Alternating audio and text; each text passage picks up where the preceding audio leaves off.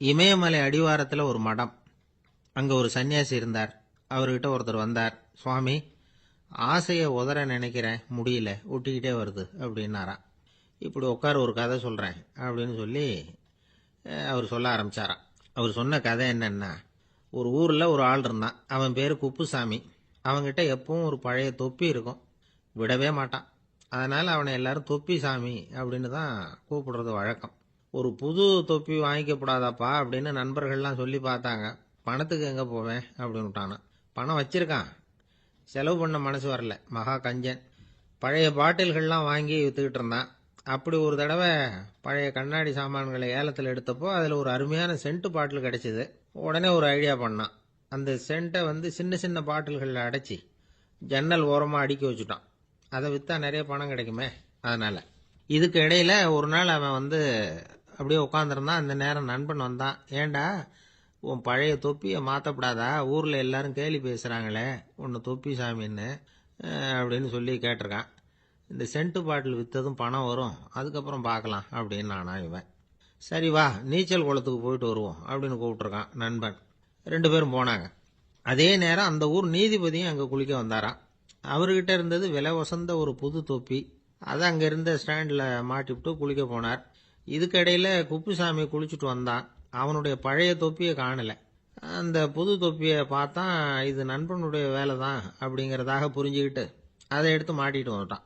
நீதிபதி குளிச்சுட்டு வந்து பார்க்குறாரு, தொப்பியை காணும். போலீஸில் புகார் கொடுத்தார். அவங்க தேடினாங்க. ஒரு மூலையில் பழைய தொப்பி கிடச்சிது. அடடா, இது நம்ம குப்புசாமியோட தொப்பி இல்லையா அப்படின்னு நானா ஒருத்தன். உடனே அவன் வீட்டுக்கு தேடிட்டு போயிருக்காங்க. அங்கே போய் பார்த்தா புது தொப்பி அங்கே இருக்குது. உடனே அவனுக்கு 1000 ரூபாய் அபராதம் போட்டாங்களாம். அவன் பணத்தை கட்டிவிட்டு ரொம்ப எரிச்சலோடு வீட்டுக்கு வந்தான்.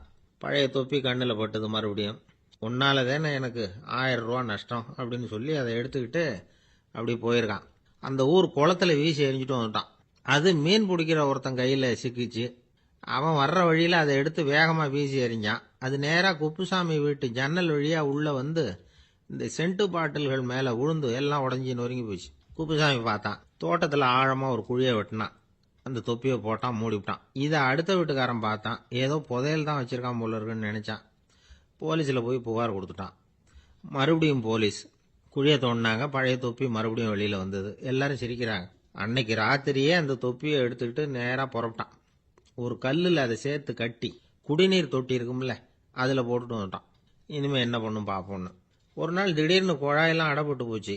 மாநகராட்சி அலுவலர்கள் என்னன்னு பார்த்தா அந்த பழைய தொப்பி குழாயை அடைச்சிக்கிட்டு இருக்குது. இது குப்புசாமியோட தொப்பிங்கிறது தான் எல்லாருக்கும் தெரியுமே.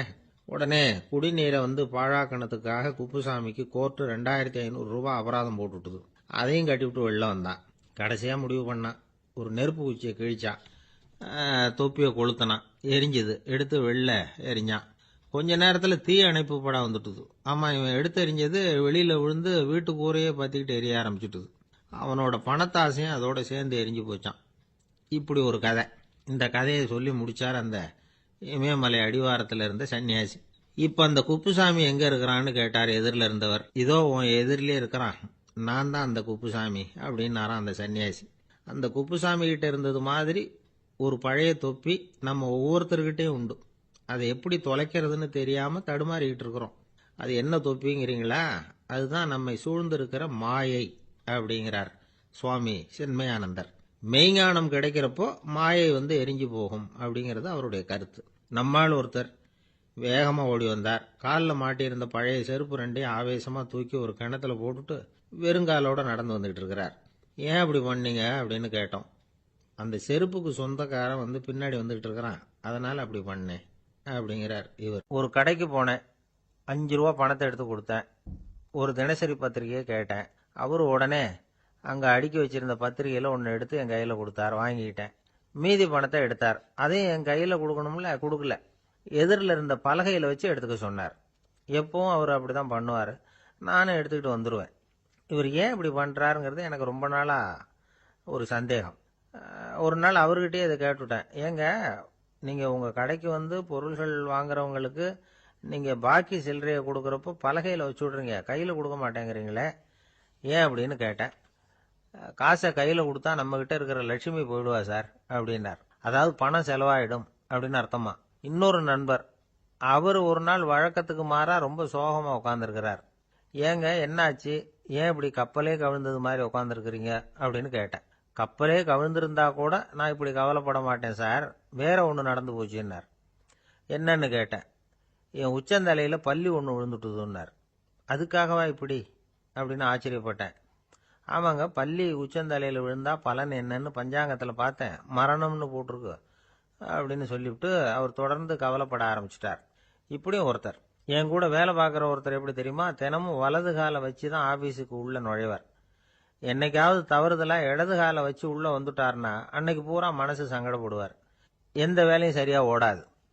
கேரம் போர்டு ஆடுற ஒருத்தர் எப்போ ஆட உட்காந்தாலும் ஸ்ட்ரைக்கரை கை தவறி கீழே விழற மாதிரி பண்ணி அதுக்கப்புறம் அதை எடுத்துக்கிட்டு ஆட உட்காருவார்.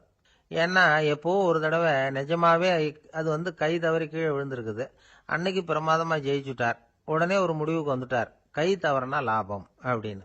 அதுக்கப்புறம் அதையே பழக்கமாக்கிக்கிட்டார். பூனை குறுக்க போனால் சகனம் சரியில்லைன்னு நினைக்கிறவங்க உண்டு. ஆனால் ஒருத்தர் எப்படி தெரியுமா, அவர் வெளியில் கிளம்புற சமயம் பக்கத்து வீட்டு ரேடியோவில் மியாவ் மியாவ் பூனை குட்டின்னு பாட்டு சத்தம் கேட்டால் கூட போதும், சகனம் சரியில்லைன்னு பிரயாணத்தை கேன்சல் பண்ணிவிடுவார்.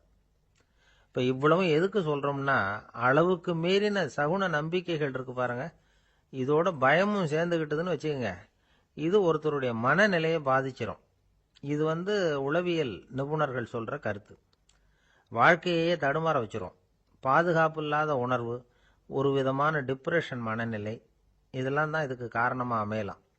சில பேர் காய்கறி நறுக்க கத்திய கையில் எடுத்தா கூட நேரம் சரியா இருக்கா அப்படின்னு பார்த்துட்டு தான் வேலையை ஆரம்பிக்கிறது வழக்கம். அறிவு தான் மனசுக்கு வாத்தியாரா இருக்கணும், அப்பதான் வாழ்க்கை நிம்மதியா இருக்கும். அறிவு மனசு சொல்றபடியெல்லாம் கேட்க ஆரம்பிச்சுட்டுதுன்னா இடைஞ்சல் தான். ஒருத்தருக்கு 7ஆம் நம்பர் தான் ராசியான நம்பரான், 7ஆம் தேதி தான் எந்த காரியத்தையும் ஆரம்பிப்பாராம். 7 எழுத்து வர்றது மாதிரி பேரை மாற்றி வச்சுக்கிட்டார். 7 மணிக்கு தான் தினமும் எழுந்திருப்பார். 7ஆம் நம்பர் வீட்டில் தான் குடியிருக்கார். கல்யாணம் கூட 7ஆம் தேதி தான் பண்ணிக்கிட்டார். அவர் ஒரு நாள் குதிரை பந்தயத்துக்கு போனாராம். குதிரையோட பேரையெல்லாம் பார்த்தார். ஒரு குதிரையோட பேர் 7 எழுத்துல அமைஞ்சிருந்தது. 7 தானே இவருக்கு அதிர்ஷ்ட நம்பர், அதனால உடனே அது பேரில் பணத்தை கட்டினார். பந்தயம் நடந்தது. என்ன சார் ஆச்சுன்னு கேட்டாங்க. நான் பணம் கட்டின அந்த என்னோட குதிரை 7ஆவதா சேர்ந்தது சார் அப்படின்னாராம் சோகமா. ஒரு ஊரில் ஒரு இளைஞன் இருந்தான்.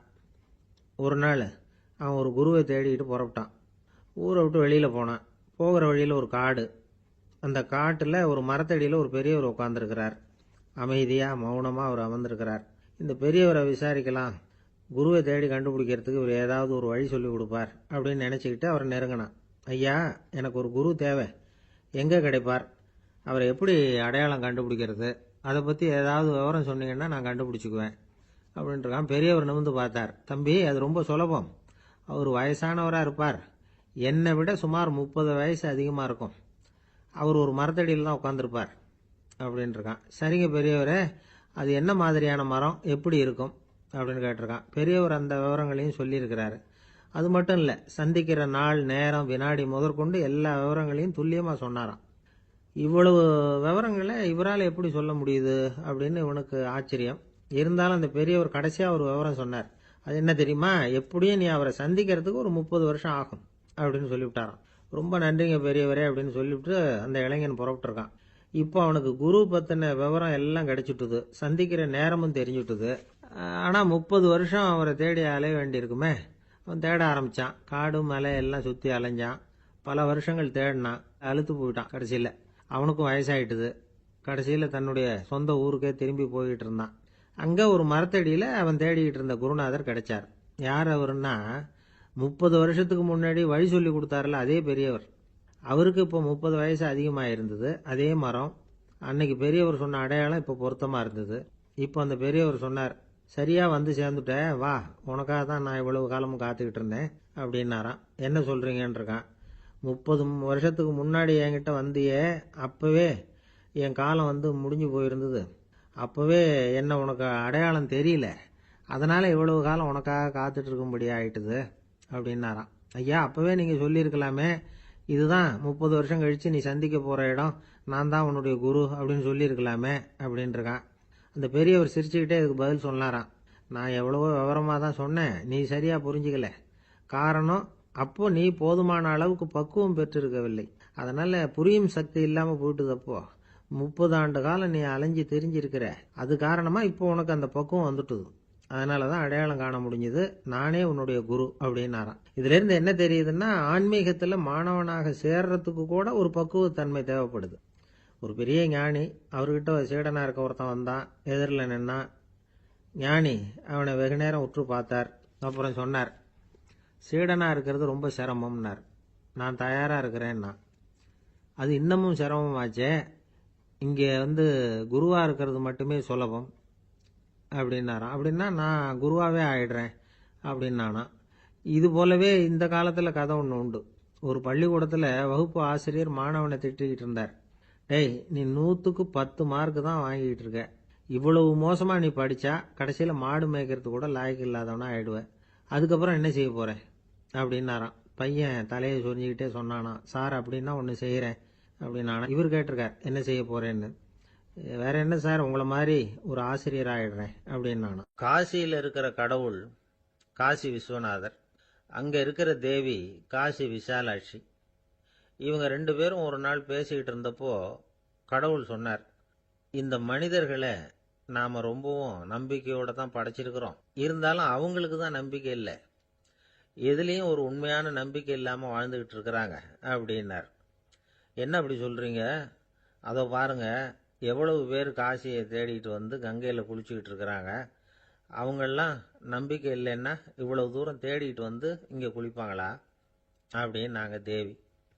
சரி, அதை சோதிச்சு பார்க்கலாம் அப்படின்னு 2 பேரும் முடிவு பண்ணிக்கிட்டாங்க.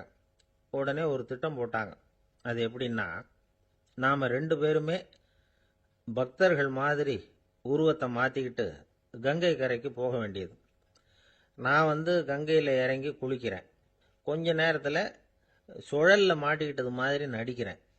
நீ உடனே கரையிலிருந்து சத்தம் போடு, என்னோட வீட்டுக்காரரை யாராவது காப்பாற்றுங்களேன் காப்பாற்றுங்களேன்னு சத்தம் போடு. அதோட இன்னொன்று சொல்லு, யாராவது ஒரு புண்ணிய ஆத்மா அவர்கிட்ட போய் அவருடைய முடியை பிடிச்சி இழுக்கணும். அப்படி ஒரு சாபம் இருக்குது எங்களுக்கு. புண்ணிய ஆத்மா, அதாவது எந்த பாவமும் செய்யாத இல்லாத ஒருத்தர் தான் அவரை காப்பாற்ற முடியும். அப்படிப்பட்டவங்க யாராவது வெள்ளத்தில் குதிச்சு என்னுடைய கணவரை காப்பாற்றுங்கோ அப்படின்னு நீ சத்தம் போடு, கூச்சல் போடு. என்ன நடக்குதுன்னு பார்க்கலாம் அப்படின்னார் கடவுள். சரின்னு சொல்லி 2 பேருமா சாதாரண பக்தர்கள் மாதிரி கங்கை கரைக்கு சேர்ந்தாங்க. அவர் இறங்கி குளிச்சார். திட்டம் போட்டது மாதிரியே சுழலில் மாட்டிக்கிட்டது மாதிரி கத்துனார். கரையில் இருந்த அந்த அம்மா, ஐயோ என் கணவரை காப்பாற்றுங்களேன், யாராவது காப்பாற்றுங்களேன்னு கத்துனாங்க. பல பேர் ஓடி வந்தாங்க. உடனே இவங்க, பாவம் இல்லாத புண்ணிய ஆத்மா ஒருத்தரால தான் என்னுடைய கணவர் காப்பாற்றப்படணுங்கிறது விதி, அப்படி ஒரு சாபம் இருக்கு. அதனால புண்ணிய ஆத்மா யாராவது அவர்கிட்ட போய் அவர் முடியை பிடிச்சி தூக்குனா அவரை காப்பாற்றி போடலாம் அப்படின்னாங்க. இவங்க இப்படி சொன்னதும் எல்லாரும் திகைச்சு போய் நின்றுட்டாங்க. ஒவ்வொருத்தருக்கும் அவங்க செஞ்ச பாவம்லாம் ஒவ்வொன்றா ஞாபகத்துக்கு வர ஆரம்பிச்சுட்டுது. சரி, இதுக்கு நாம லாயக்கு இல்லை அப்படின்னு சொல்லி ஒதுங்கி போக ஆரம்பிச்சிட்டாங்க எல்லாம். இந்த சமயத்தில் யாரோ ஒருத்தர் வேகமாக ஓடி வந்தார். ஆற்றுல குதிச்சார். அவர்கிட்ட போனார், முடியை பிடிச்சார், தூக்குனார், அவரை காப்பாற்றி கரைக்கு கொண்டுட்டு வந்துட்டார். அப்படி காப்பாற்றின அந்த ஆளை இவங்க 2 பேரும் தனியாக கூப்பிட்டுக்கிட்டு ஒரு மண்டபத்துக்கு வந்துட்டாங்க. வந்து விசாரிக்கிறாங்க. நீ யாரப்பா அப்படின்னு கேட்குறாங்க. ஏதும் தெரியாத மாதிரி. நான் இந்த ஊர் அன்ன சத்திரத்தில் வேலை செய்கிற ஒரு சமையல்காரன் அப்படிங்கிறார். நீ கங்கையில் குளிக்கிறது உண்டான்னு கேட்டிருக்காங்க. நான் இந்த ஊர்லேயே தான் இருக்கிறேன், இருந்தாலும் தினமும் கங்கையில் குளிக்கிறது இல்லை, எப்பாவது ஒரு நாள் அங்கே குளிப்பேன் அப்படின்னார். கங்கையில் மூழ்கி எழுந்திரிச்சா பாவம்லாம் தொலையும்னு சொல்கிறாங்க.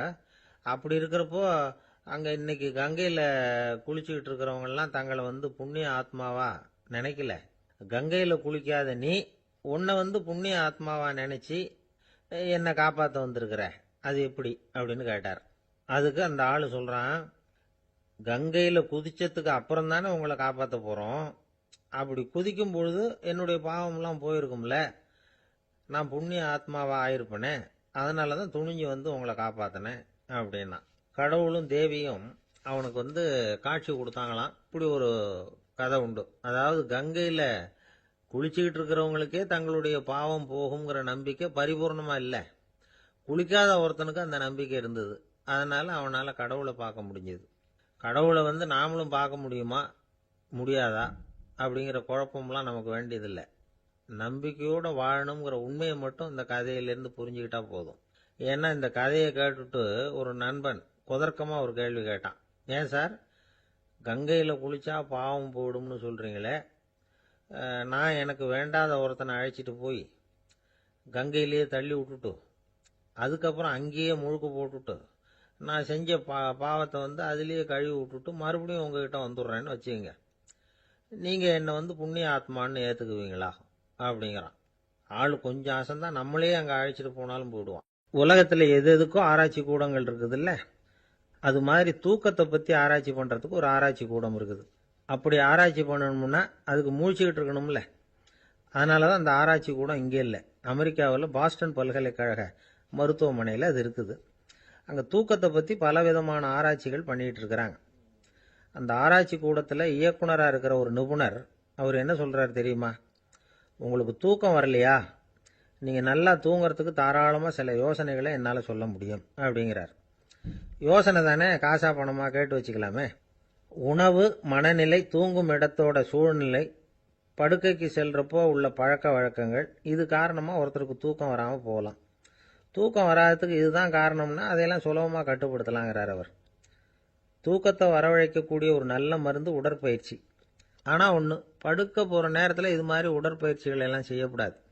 கொஞ்சம் முன்னாடி பகல்லையே இந்த பயிற்சிகளை செய்கிறது நல்லது. தூக்கம் வராமல் அவதிப்படுறவங்க பிற்பகல் நேரங்களில் காஃபி, டீ இது மாதிரி பானங்களை சாப்பிடக்கூடாது. மது அருந்துறது கூட தூக்கத்தை பாதிக்கும். வெது வெதுப்பான நீரில் குளிக்கிறது, தியானத்தில் ஈடுபடுறது, ஓய்வாக இருக்கிறது, படுக்கிறது, அதாவது படுக்கிறதுக்கு முன்னாடி ஒரு குவளை பால் சாப்பிட்றது, இதெல்லாம் தூக்கத்தை வரவழைக்கிறது ரொம்ப உதவியாக இருக்கும். இன்னொரு விஷயம் என்னென்னா, தூங்கி ஆகணுமேங்கிற கவலை வேண்டியதில்லை. அப்படி நினச்சி கவலைப்படுறதை விட்டுடணும். தூக்கம் வரலையா, உடனே படுக்கையை விட்டு எழுந்திருக்க வேண்டியது. வெளியில் வாங்க, வேறு ஏதாவது வேலையில் ஈடுபடுங்க, கொஞ்சம் நேரம் உலாவுங்க, அல்லது ஏதாவது ஒரு புஸ்தகத்தை எடுத்து படிங்க. களைப்பு ஏற்பட்டால் மறுபடியும் படுக்கைக்கு போங்க, தூக்கம் தானாக வந்துடும். ஒரு விஷயத்தை மட்டும் நல்லா ஞாபகத்தில் வச்சுக்கணும். படுக்கைக்கு போகிறப்போ உங்கள் மற்ற எல்லா பிரச்சனைகளையும் மறந்துடணும். அது எப்படி சார் முடியும், அந்த நேரம் தானே எல்லா பிரச்சனையும் வரிசையாக ஞாபகத்துக்கு வருது அப்படின்னு நாம் நினைக்கலாம். ஆனால் பழக்கத்தில் அதை நாம் மாற்றிக்க முடியும். கொஞ்சம் முயற்சி பண்ணணும், அவ்வளோதான். இது எல்லாமே ஆராய்ச்சி பண்ணி பார்த்துட்டு அந்த நிபுணர் சொல்கிற கருத்து தான். இன்னொரு விஷயமும் அவர் சொல்கிறார். அது என்னென்னா, உடல் கோளாறு காரணமாக தூக்கம் வராமல் அவதிப்படுறவங்களுக்கெல்லாம் இந்த யோசனைகள் சரியாக வராது அப்படிங்கிறார். அதுக்கெல்லாம் மருத்துவ சிகிச்சை கொடுத்து தான் சரி பண்ணணும். சில பேருக்கு நடு ராத்திரியில் மூச்சு திணறல் ஏற்பட்டு தூக்கம் வராமல் போயிடும். ஊரெல்லாம் தூங்குறப்ப தான் மட்டும் தூங்காமல் மூழ்கிட்டு இருக்கிறது, ஊரெல்லாம் மூழ்கிட்டு இருக்கிறப்போ தான் மட்டும் தூங்குறது, இது மாதிரி கோளாறுகளால் சில பேர் பாதிக்கப்படலாம். காலு தசை முறுக்கிக்கிறதுனால சில பேருக்கு அடிக்கடி இழிப்பு வரலாம். மன அழற்சி காரணமாக சில பேருக்கு தூக்கம் வராது. இது மாதிரி கோளாறுகளுக்கெல்லாம் அதுக்கு தகுந்த மாதிரி சிகிச்சை கொடுத்து தான் சரி பண்ண வேண்டியிருக்கும். எந்த கோளாறும் இல்லாமல் தூக்கம் வரலைன்னா ஆரம்பத்தில் சொன்ன முறைகளை கடைபிடிச்சு பார்க்கலாம். தூக்கம் வந்ததுன்னா யோசனை சொன்ன அந்த நிபுணருக்கு நன்றி சொல்லலாம். ஒருத்தர், ஏன் சார் பஸ்ஸில் தூங்குறது கெட்ட பழக்கமானு கேட்டார். இல்லையே, நான் கூட பஸ்ஸில் போகிறப்ப தூங்கிட்டு தானே போவேன் அப்படின்னார் இன்னொருத்தர். அப்புறம் ஏன் என்ன டிரைவர் வேலை வேணாம்னு வீட்டுக்கு அனுப்பி வச்சுட்டாங்க அப்படின்னாராம் அவர். ஜவஹர்லால் நேரு பிரதமராக இருந்த சமயம் அவர் ஒரு தடவை சென்னைக்கு வந்திருக்கிறார். இங்கே சில முக்கிய நிகழ்ச்சிகளில் கலந்துக்கிறதுக்காக வந்திருந்தார். ஆளுநர் மாளிகையில் ஒரு நாள் ராத்திரி தங்கி மறுநாள் புதுடெல்லி புறப்படுறதாக ஏற்பாடு. நிகழ்ச்சியிலெல்லாம் முடிச்சுக்கிட்டு ஆளுநர் மாளிகையில் தங்கி இருக்கிறார். அன்றைக்கு இரவு படிக்கிறதுக்கு ஒரு முக்கியமான புத்தகம் அவருக்கு தேவைப்பட்டது. அந்த சமயத்தில் உலக அளவில் ஒரு முக்கியமான பொருளாதாரம் சம்பந்தமான ஒரு புத்தகம் வெளியாகி இருக்கிற விஷயம் அவருக்கு தெரியும். அந்த புத்தகம் மெட்ராஸுக்கு வந்திருக்குமா, அது இங்கே கிடைக்குமா அப்படின்னு விசாரிச்சிருக்கிறார் நேருஜி. அவர் இப்படி கேட்ட உடனே அங்கே இருந்தவங்கெல்லாம் ரொம்ப பரபரப்பாக செயல்பட ஆரம்பிச்சுட்டாங்க. முக்கியமான இடங்கள்ல எல்லாம் விசாரிச்சிருக்கிறாங்க, அந்த புத்தகம் உங்ககிட்ட இருக்கான்னு. சென்னையில் உள்ள கன்னிமாரா நூல் நிலையத்துக்கு எப்படியும் அந்த புத்தகம் வந்திருக்கணும் அப்படின்னு ஒரு நம்பிக்கை. அங்கே விசாரித்தாங்க. அந்த புத்தகம் 2 நாளைக்கு முன்னாடி தான் அங்கே வந்திருக்குது அப்படிங்கிற விஷயம் தெரிஞ்சுது. உடனே எல்லாரும் அங்கே ஓடினாங்க.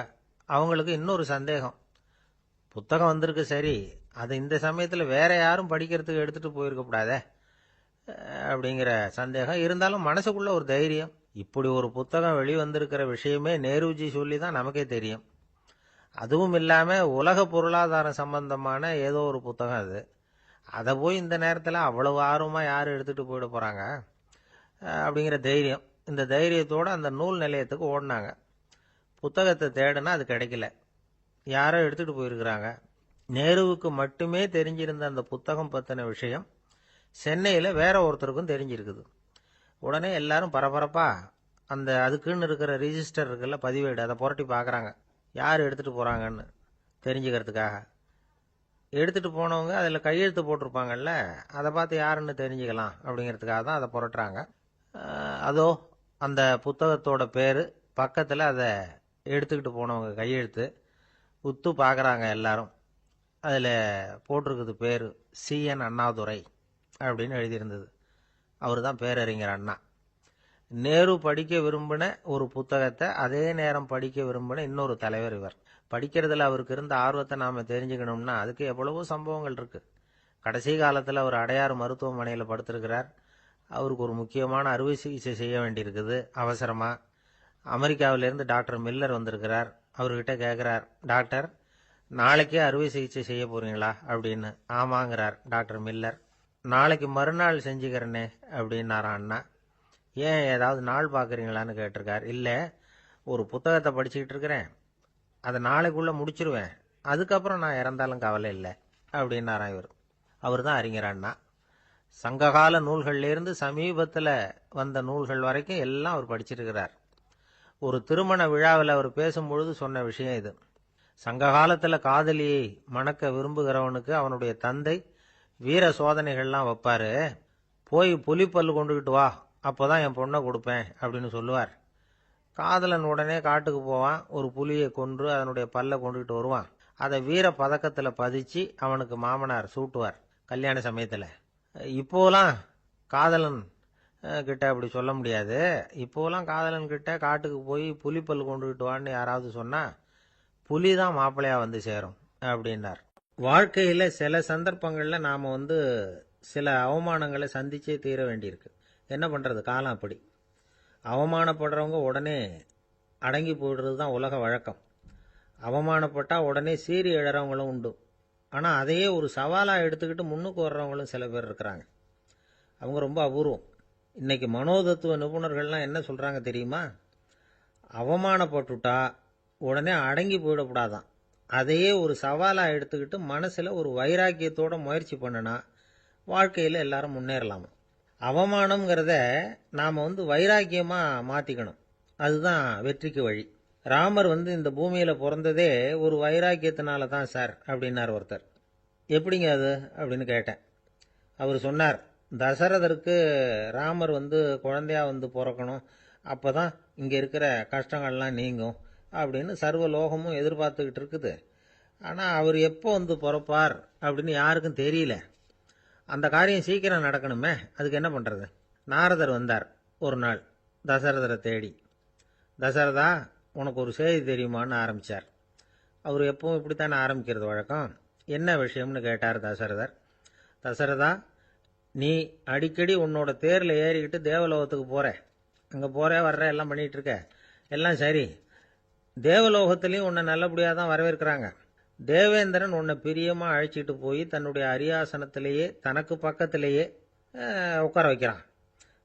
நீயும் சந்தோஷமாக உட்காந்து பேசிவிட்டு வந்துடுற. ஆனால் நீ இங்கே வந்ததுக்கு அப்புறம் அங்கே என்ன நடக்குது தெரியுமா உனக்கு அப்படின்னாரான் நாரதர். என்ன நடக்குது எனக்கு ஒன்றும் தெரியலையே அப்படின்னாரான் தசரதர். நாரதர்கிட்ட கிட்டத்தில் கேட்டிருக்கார், கொஞ்சம் சொல்லுங்கள் என்னது அப்படின்னு. அவர் நெருங்கி வந்தாரான் நாரதரும். மெதுவாக அவர் காதோட காதாக சொன்னாராம். அதாவது நம்ம பாஷையில் சொல்லப்போனால் பற்ற வைக்கிறார். நீ அங்கே தேவேந்திரங்கிட்ட உட்காந்து பேசிவிட்டு வந்த பிறகு நீ அங்கே உட்காந்துருந்த அரியாசனத்தை தண்ணி ஊற்றி கழுவி சுத்தப்படுத்துகிறாங்க. நீ என்ன அந்த அளவுக்கு சுத்தம் இல்லாத ஆளா, தினம் குளிக்காமையாக இருக்கிற அப்படின்னாராம். தசரதருக்கு இது ரொம்ப அவமானமாக போயிட்டுது. அப்படியே செய்கிறாங்க அப்படின்னாராம். ஆமாம், நீ வேணும்னா நான் சொல்கிறது உண்மையா இல்லையா அப்படின்னு சோதனை பண்ணி பார்த்துக்கோ அப்படின்னாரான் நாரதர். உடனே தசரதர் இதுக்காகவே புறப்பட்டு தேவலோகம் போனார். அங்கே வழக்கம் போலவே இவரை கூப்பிட்டு உட்கார வச்சு பேசிக்கிட்டு இருந்தான் தேவேந்திரன். கொஞ்ச நேரம் பேசிக்கிட்டு இருந்துட்டு சரி நான் கிளம்புறேன்னு புறப்பட்டார். சரி, அவனும் வாசல் வரைக்கும் வந்து வழி அனுப்பி வச்சுட்டு உள்ளே போயிட்டான். தசரதர் வெளியில் கொஞ்ச நேரம் மறைஞ்சு இருந்துட்டு மெதுவாக உள்ளே எட்டி பார்த்தார் என்ன நடக்குதுன்னு. நாரதர் சொன்னது உண்மைதான். தசரதர் உட்கார்ந்திருந்த ஆசனத்தை அங்கே 2 தேவர்கள் கழுவி சுத்தப்படுத்திக்கிட்டு இருக்கிறாங்க. தசரதரால் இதை தாங்கிக்க முடியல. அவருக்கு ரொம்ப அவமானமாக போச்சு.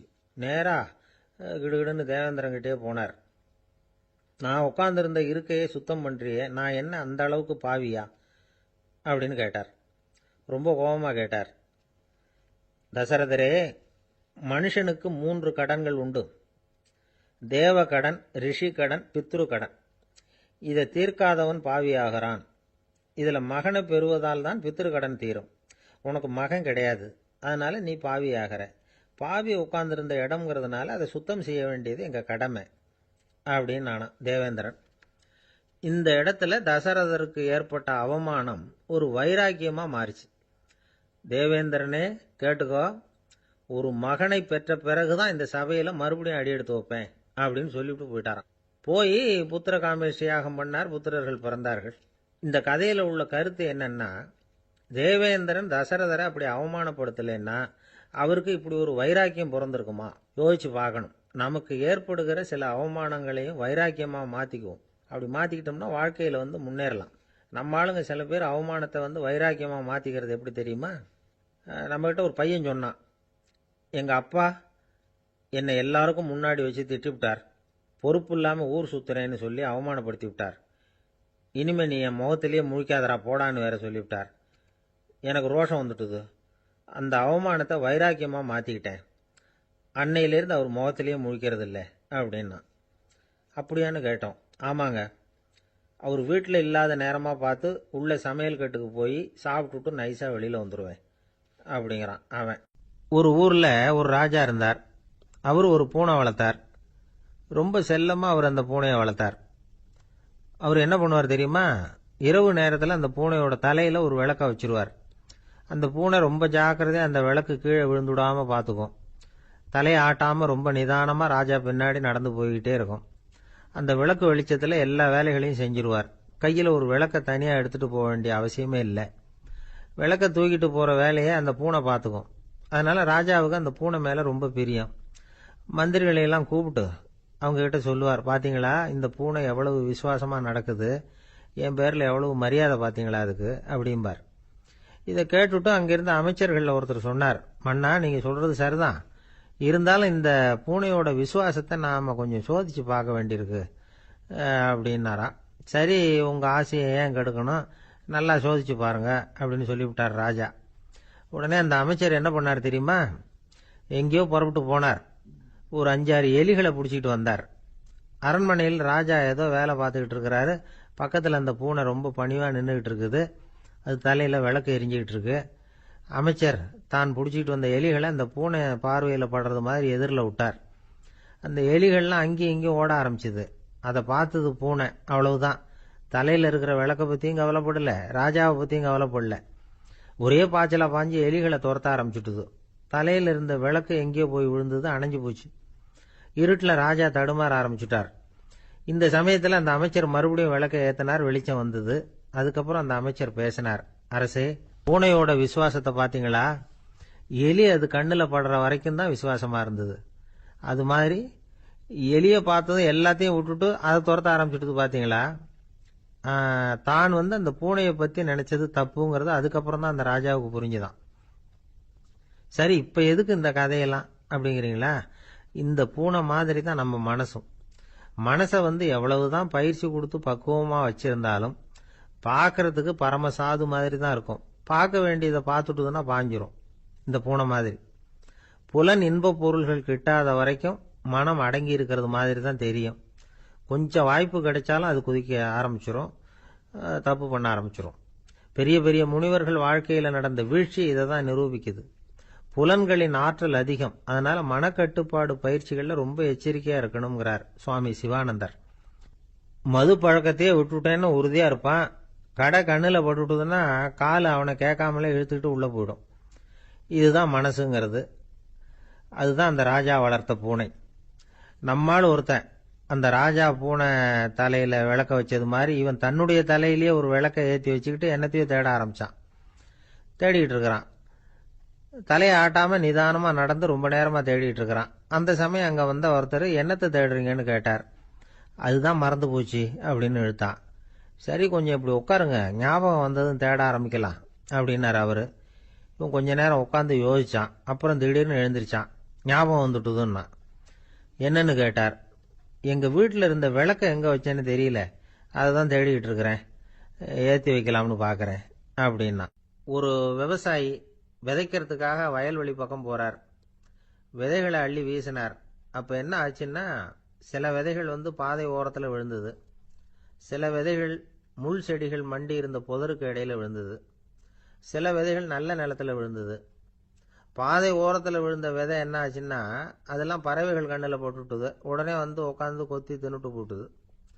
அதிகமாக மண் இல்லாத பாறை பகுதியில் விழுந்த விதையெல்லாம் லேசாக வேர் விட்டு முளைக்க ஆரம்பிச்சுது.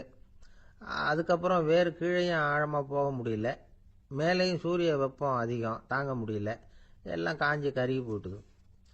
புதர் பகுதியில் சில விதைகள் விழுந்தது இல்லையா, முள் செடிகள் காடாக மண்டி போயிருந்தது. அதனால் முளைச்சி வர்ற செடிக்கு நெருக்கடி அதிகமாக போட்டுது. சரியாக வளர முடியல, விளைச்சலும் சரியா இல்லை. நல்ல நிலத்தில் விழுந்த விதைகள் மட்டும் நல்லா முளைச்சிது, நல்லா வளர்ந்தது, விளைச்சலும் பிரமாதமாக இருந்தது. இந்த கதையை சொல்லிவிட்டு கேட்க செவியுள்ளோர் கேட்கட்டும் அப்படிங்கிறார் இயேசு பெருமான். ஆமாம், இயேசு கடலில் நின்ற படகு ஒன்றில் உட்காந்துருக்கிறார். கடற்கரையில் ஏராளமான மக்கள் உட்காந்துருக்கிறாங்க. அந்த சமயத்தில் தான் இயேசு ஓமைகள் மூலமாக மக்களுக்கு பல உண்மைகளை சொல்லிகிட்டு இருக்கிறார். மக்கள் அந்த கதையை கேட்டுட்டு ஒன்றும் புரியாமல் முழிக்கிறாங்க. அதை கவனித்த இயேசு அந்த ஓமையை விளக்க ஆரம்பித்தார். இதில் அந்த விதைக்கிறவர் தான் இறைவன். அவருடைய வார்த்தைகளை விதைக்கிறார். அந்த வார்த்தைகளை கேட்கிற மக்கள் அந்த விழுந்த விதைகள் மாதிரி 4 வகையானவர்கள். சில பேர் பாதை ஓரத்தில் விழுந்த விதைகள் மாதிரி. இறைவன் வார்த்தைகளை அவங்க கேட்குறாங்க, ஆனால் தீய எண்ணங்கள் செய்கைகள் மூலமாக விதைக்கப்பட்ட வார்த்தைகள் அழிஞ்சு போடுது. இறைவன் வார்த்தைகளை கேட்ட உடனே மகிழ்ந்து போய் உடனே சில பேர் அதை ஏற்றுக்கிறாங்க. இவங்கெல்லாம் அந்த பாறை பகுதியில் விழுந்த விதைகள் மாதிரி. அதனால் இவங்கெல்லாம் வேறு இல்லாதவங்க. கொஞ்ச காலத்துக்கு இறை வார்த்தைகளுக்கு கீழ்ப்படிந்து நடப்பாங்க. அதனால் ஏதாவது இடைஞ்சல் ஏற்பட்டால் உடனே தடுமாறுவாங்க. தங்கள்கிட்ட இருக்கிற நல்ல பண்புகளை விட்டுட்டு பாவ வழிகளுக்கு போயிடுவாங்க. முள் செடிகளுக்கு இடையில விழுந்த விதைகள் மாதிரி உள்ளவங்க யாருன்னா, இவங்களுக்கு உலக கவலை உண்டு, செல்வத்தின் மீது மயக்கம் உடையவர்கள். உலக ஆசைகள் இவங்களுக்குள்ள பூந்துடுறதுனால அங்கே இருக்கிற நல்ல பண்புகள் மறைஞ்சு போயிடுது. அதனால் அவங்களும் உபயோகம் இல்லாதவங்களா ஆயிடுறாங்க. நல்ல மனிதர்கள் நல்ல நிலத்தில் விழுந்த விதைகளுக்கு ஒப்பானவர்கள். இவங்க இறை வார்த்தையை கேட்குறாங்க, அதை ஏற்றுக்கிறாங்க, அவங்களும் நல்லபடியாக வாழுறாங்க, அடுத்தவங்களுக்கும் உபயோகமாக இருப்பாங்க. இதுதான் இயேசு சொன்ன விளக்கம். நல்ல வார்த்தைகளை கேளுங்கள், நல்ல வார்த்தைகளை ஏற்றுக்கொள்ளுங்கள், அடுத்தவங்களுக்கு உபயோகமாக இருங்க. இதுதான் பெரியவங்கள்லாம் நமக்கு சொல்லுகிற உபதேசம். ஒரு அப்பா தன்னுடைய மகனுக்கு உபதேசம் பண்ணார். இதை பாருப்பா, நல்ல வார்த்தைகளை கேட்கணும், எப்போதுமே மகன் அப்பா பேச்சை கேட்கறது நல்லது அப்படின்னாராம். நீ ஏதாவது ஒரு தப்பு பண்ணா என் தலையில ஒரு முடி நரைச்சி வெள்ளையா போடும்பா, நீ செய்யற ஒவ்வொரு தப்புக்கும் என் தலையில ஒவ்வொரு முடி வெள்ளையாயிடும் அப்படின்னாராம். பையன் யோசிச்சான், அப்பா இப்பதான் எனக்கு புரியுது, தாத்தாவோட தலைமுடி பூராவும் வெள்ளையா இருக்கிறதுக்கு என்ன காரணம்ங்கிறது எனக்கு இப்பதான் புரியுது அப்படின்னானா. ஒரு தந்தை தன்னோட பிள்ளைய ரொம்ப தைரியசாலியா வளர்க்கணும்னு ஆசைப்பட்டார். அதுக்காக அவனை கூப்பிட்டு உட்கார வச்சு இப்படி உபதேசம் பண்ணார். இதை பாருப்பா, நான் உன்னாட்டம் இருக்கிறப்போலாம் எதுக்கும் பயப்பட மாட்டேன், ரொம்ப துணிச்சலா இருப்பேன். ஒரு நாள் ஒரு அப்பாவி எலிய ஒரு பூனை துரத்திட்டு ஓடிச்சு. நான் உடனே என்ன செஞ்சேன் தெரியுமா?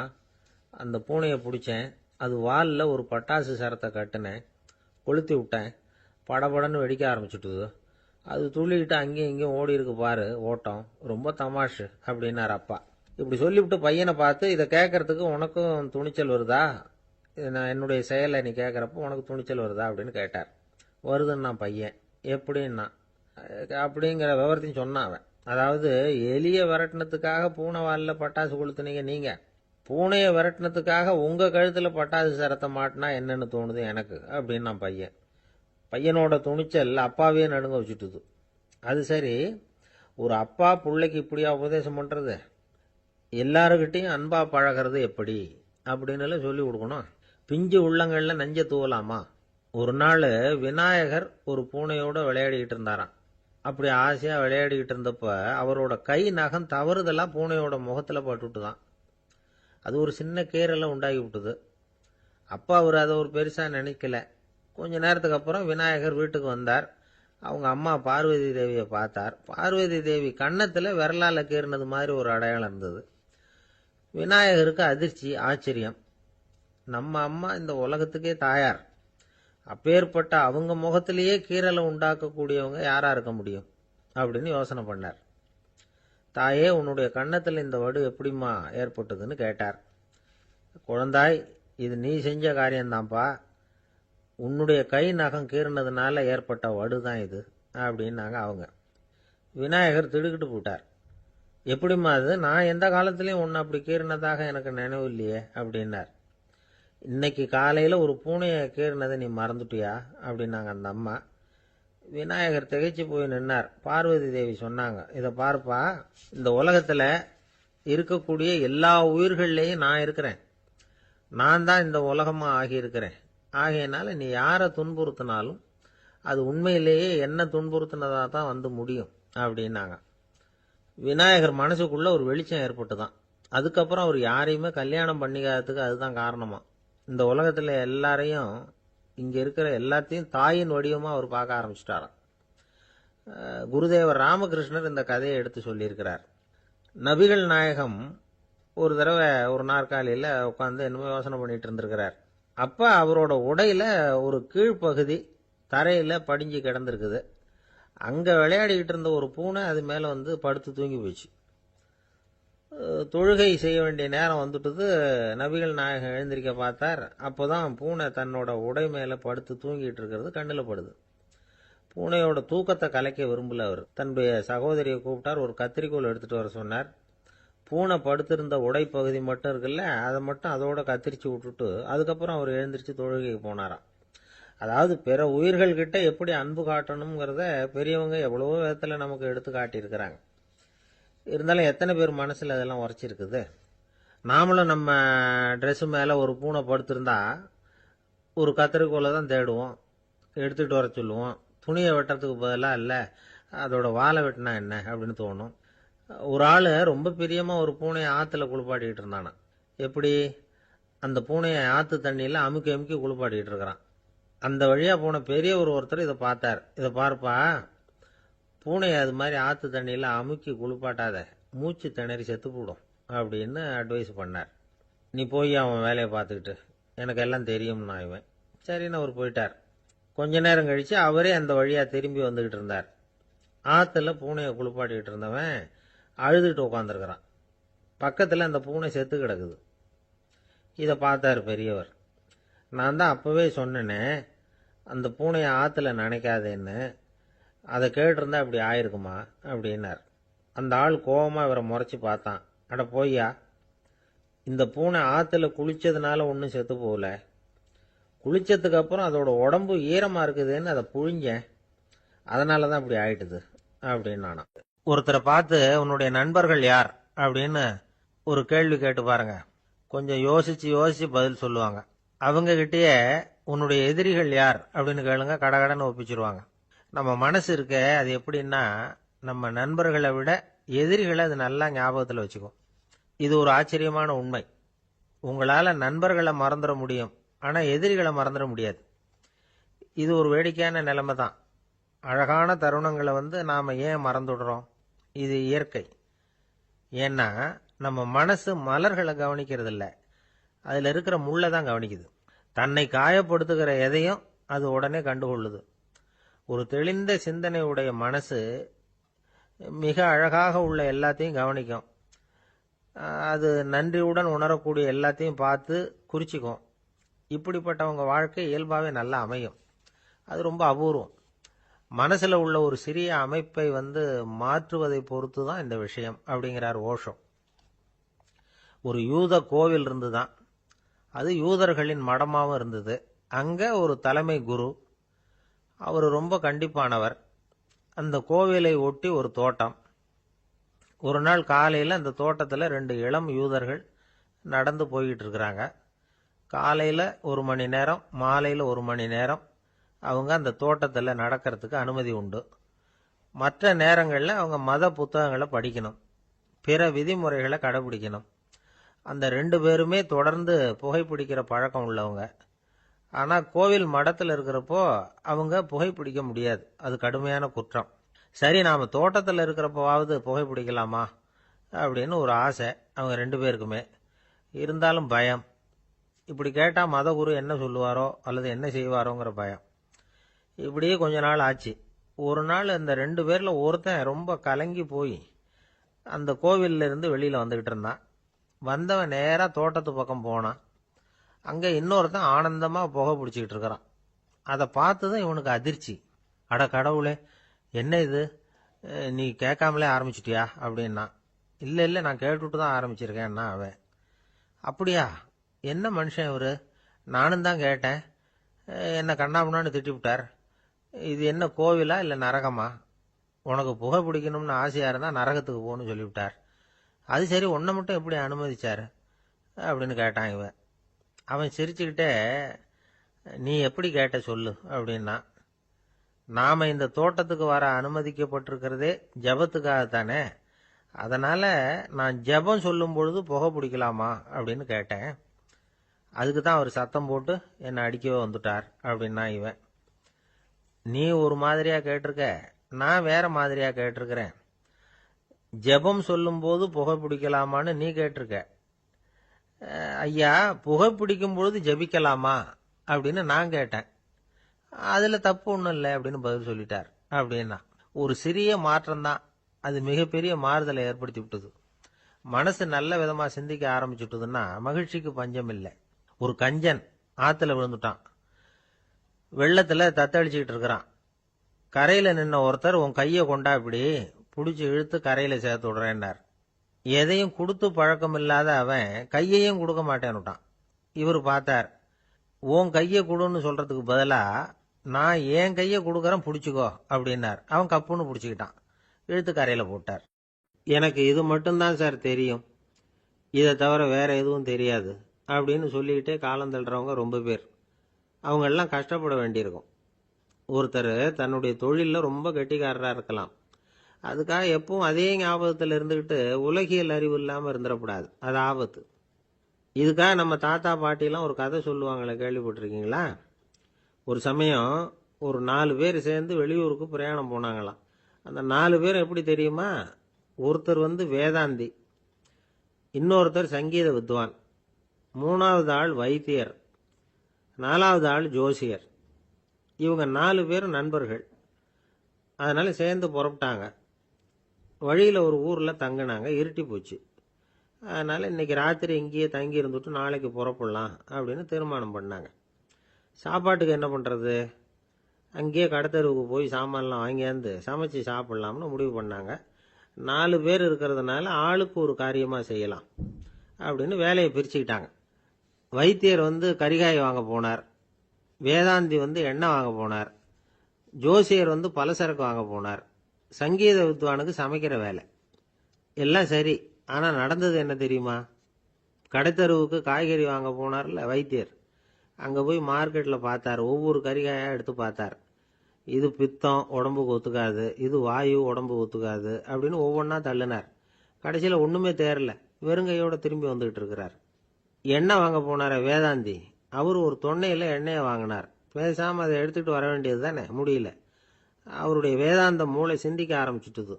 இந்த தொன்னைக்கு எண்ணெய் ஆதாரமா அல்லது எண்ணெய்க்கு தொன்னை ஆதாரமா அப்படிங்கிற ஆராய்ச்சியில் இறங்கினார்.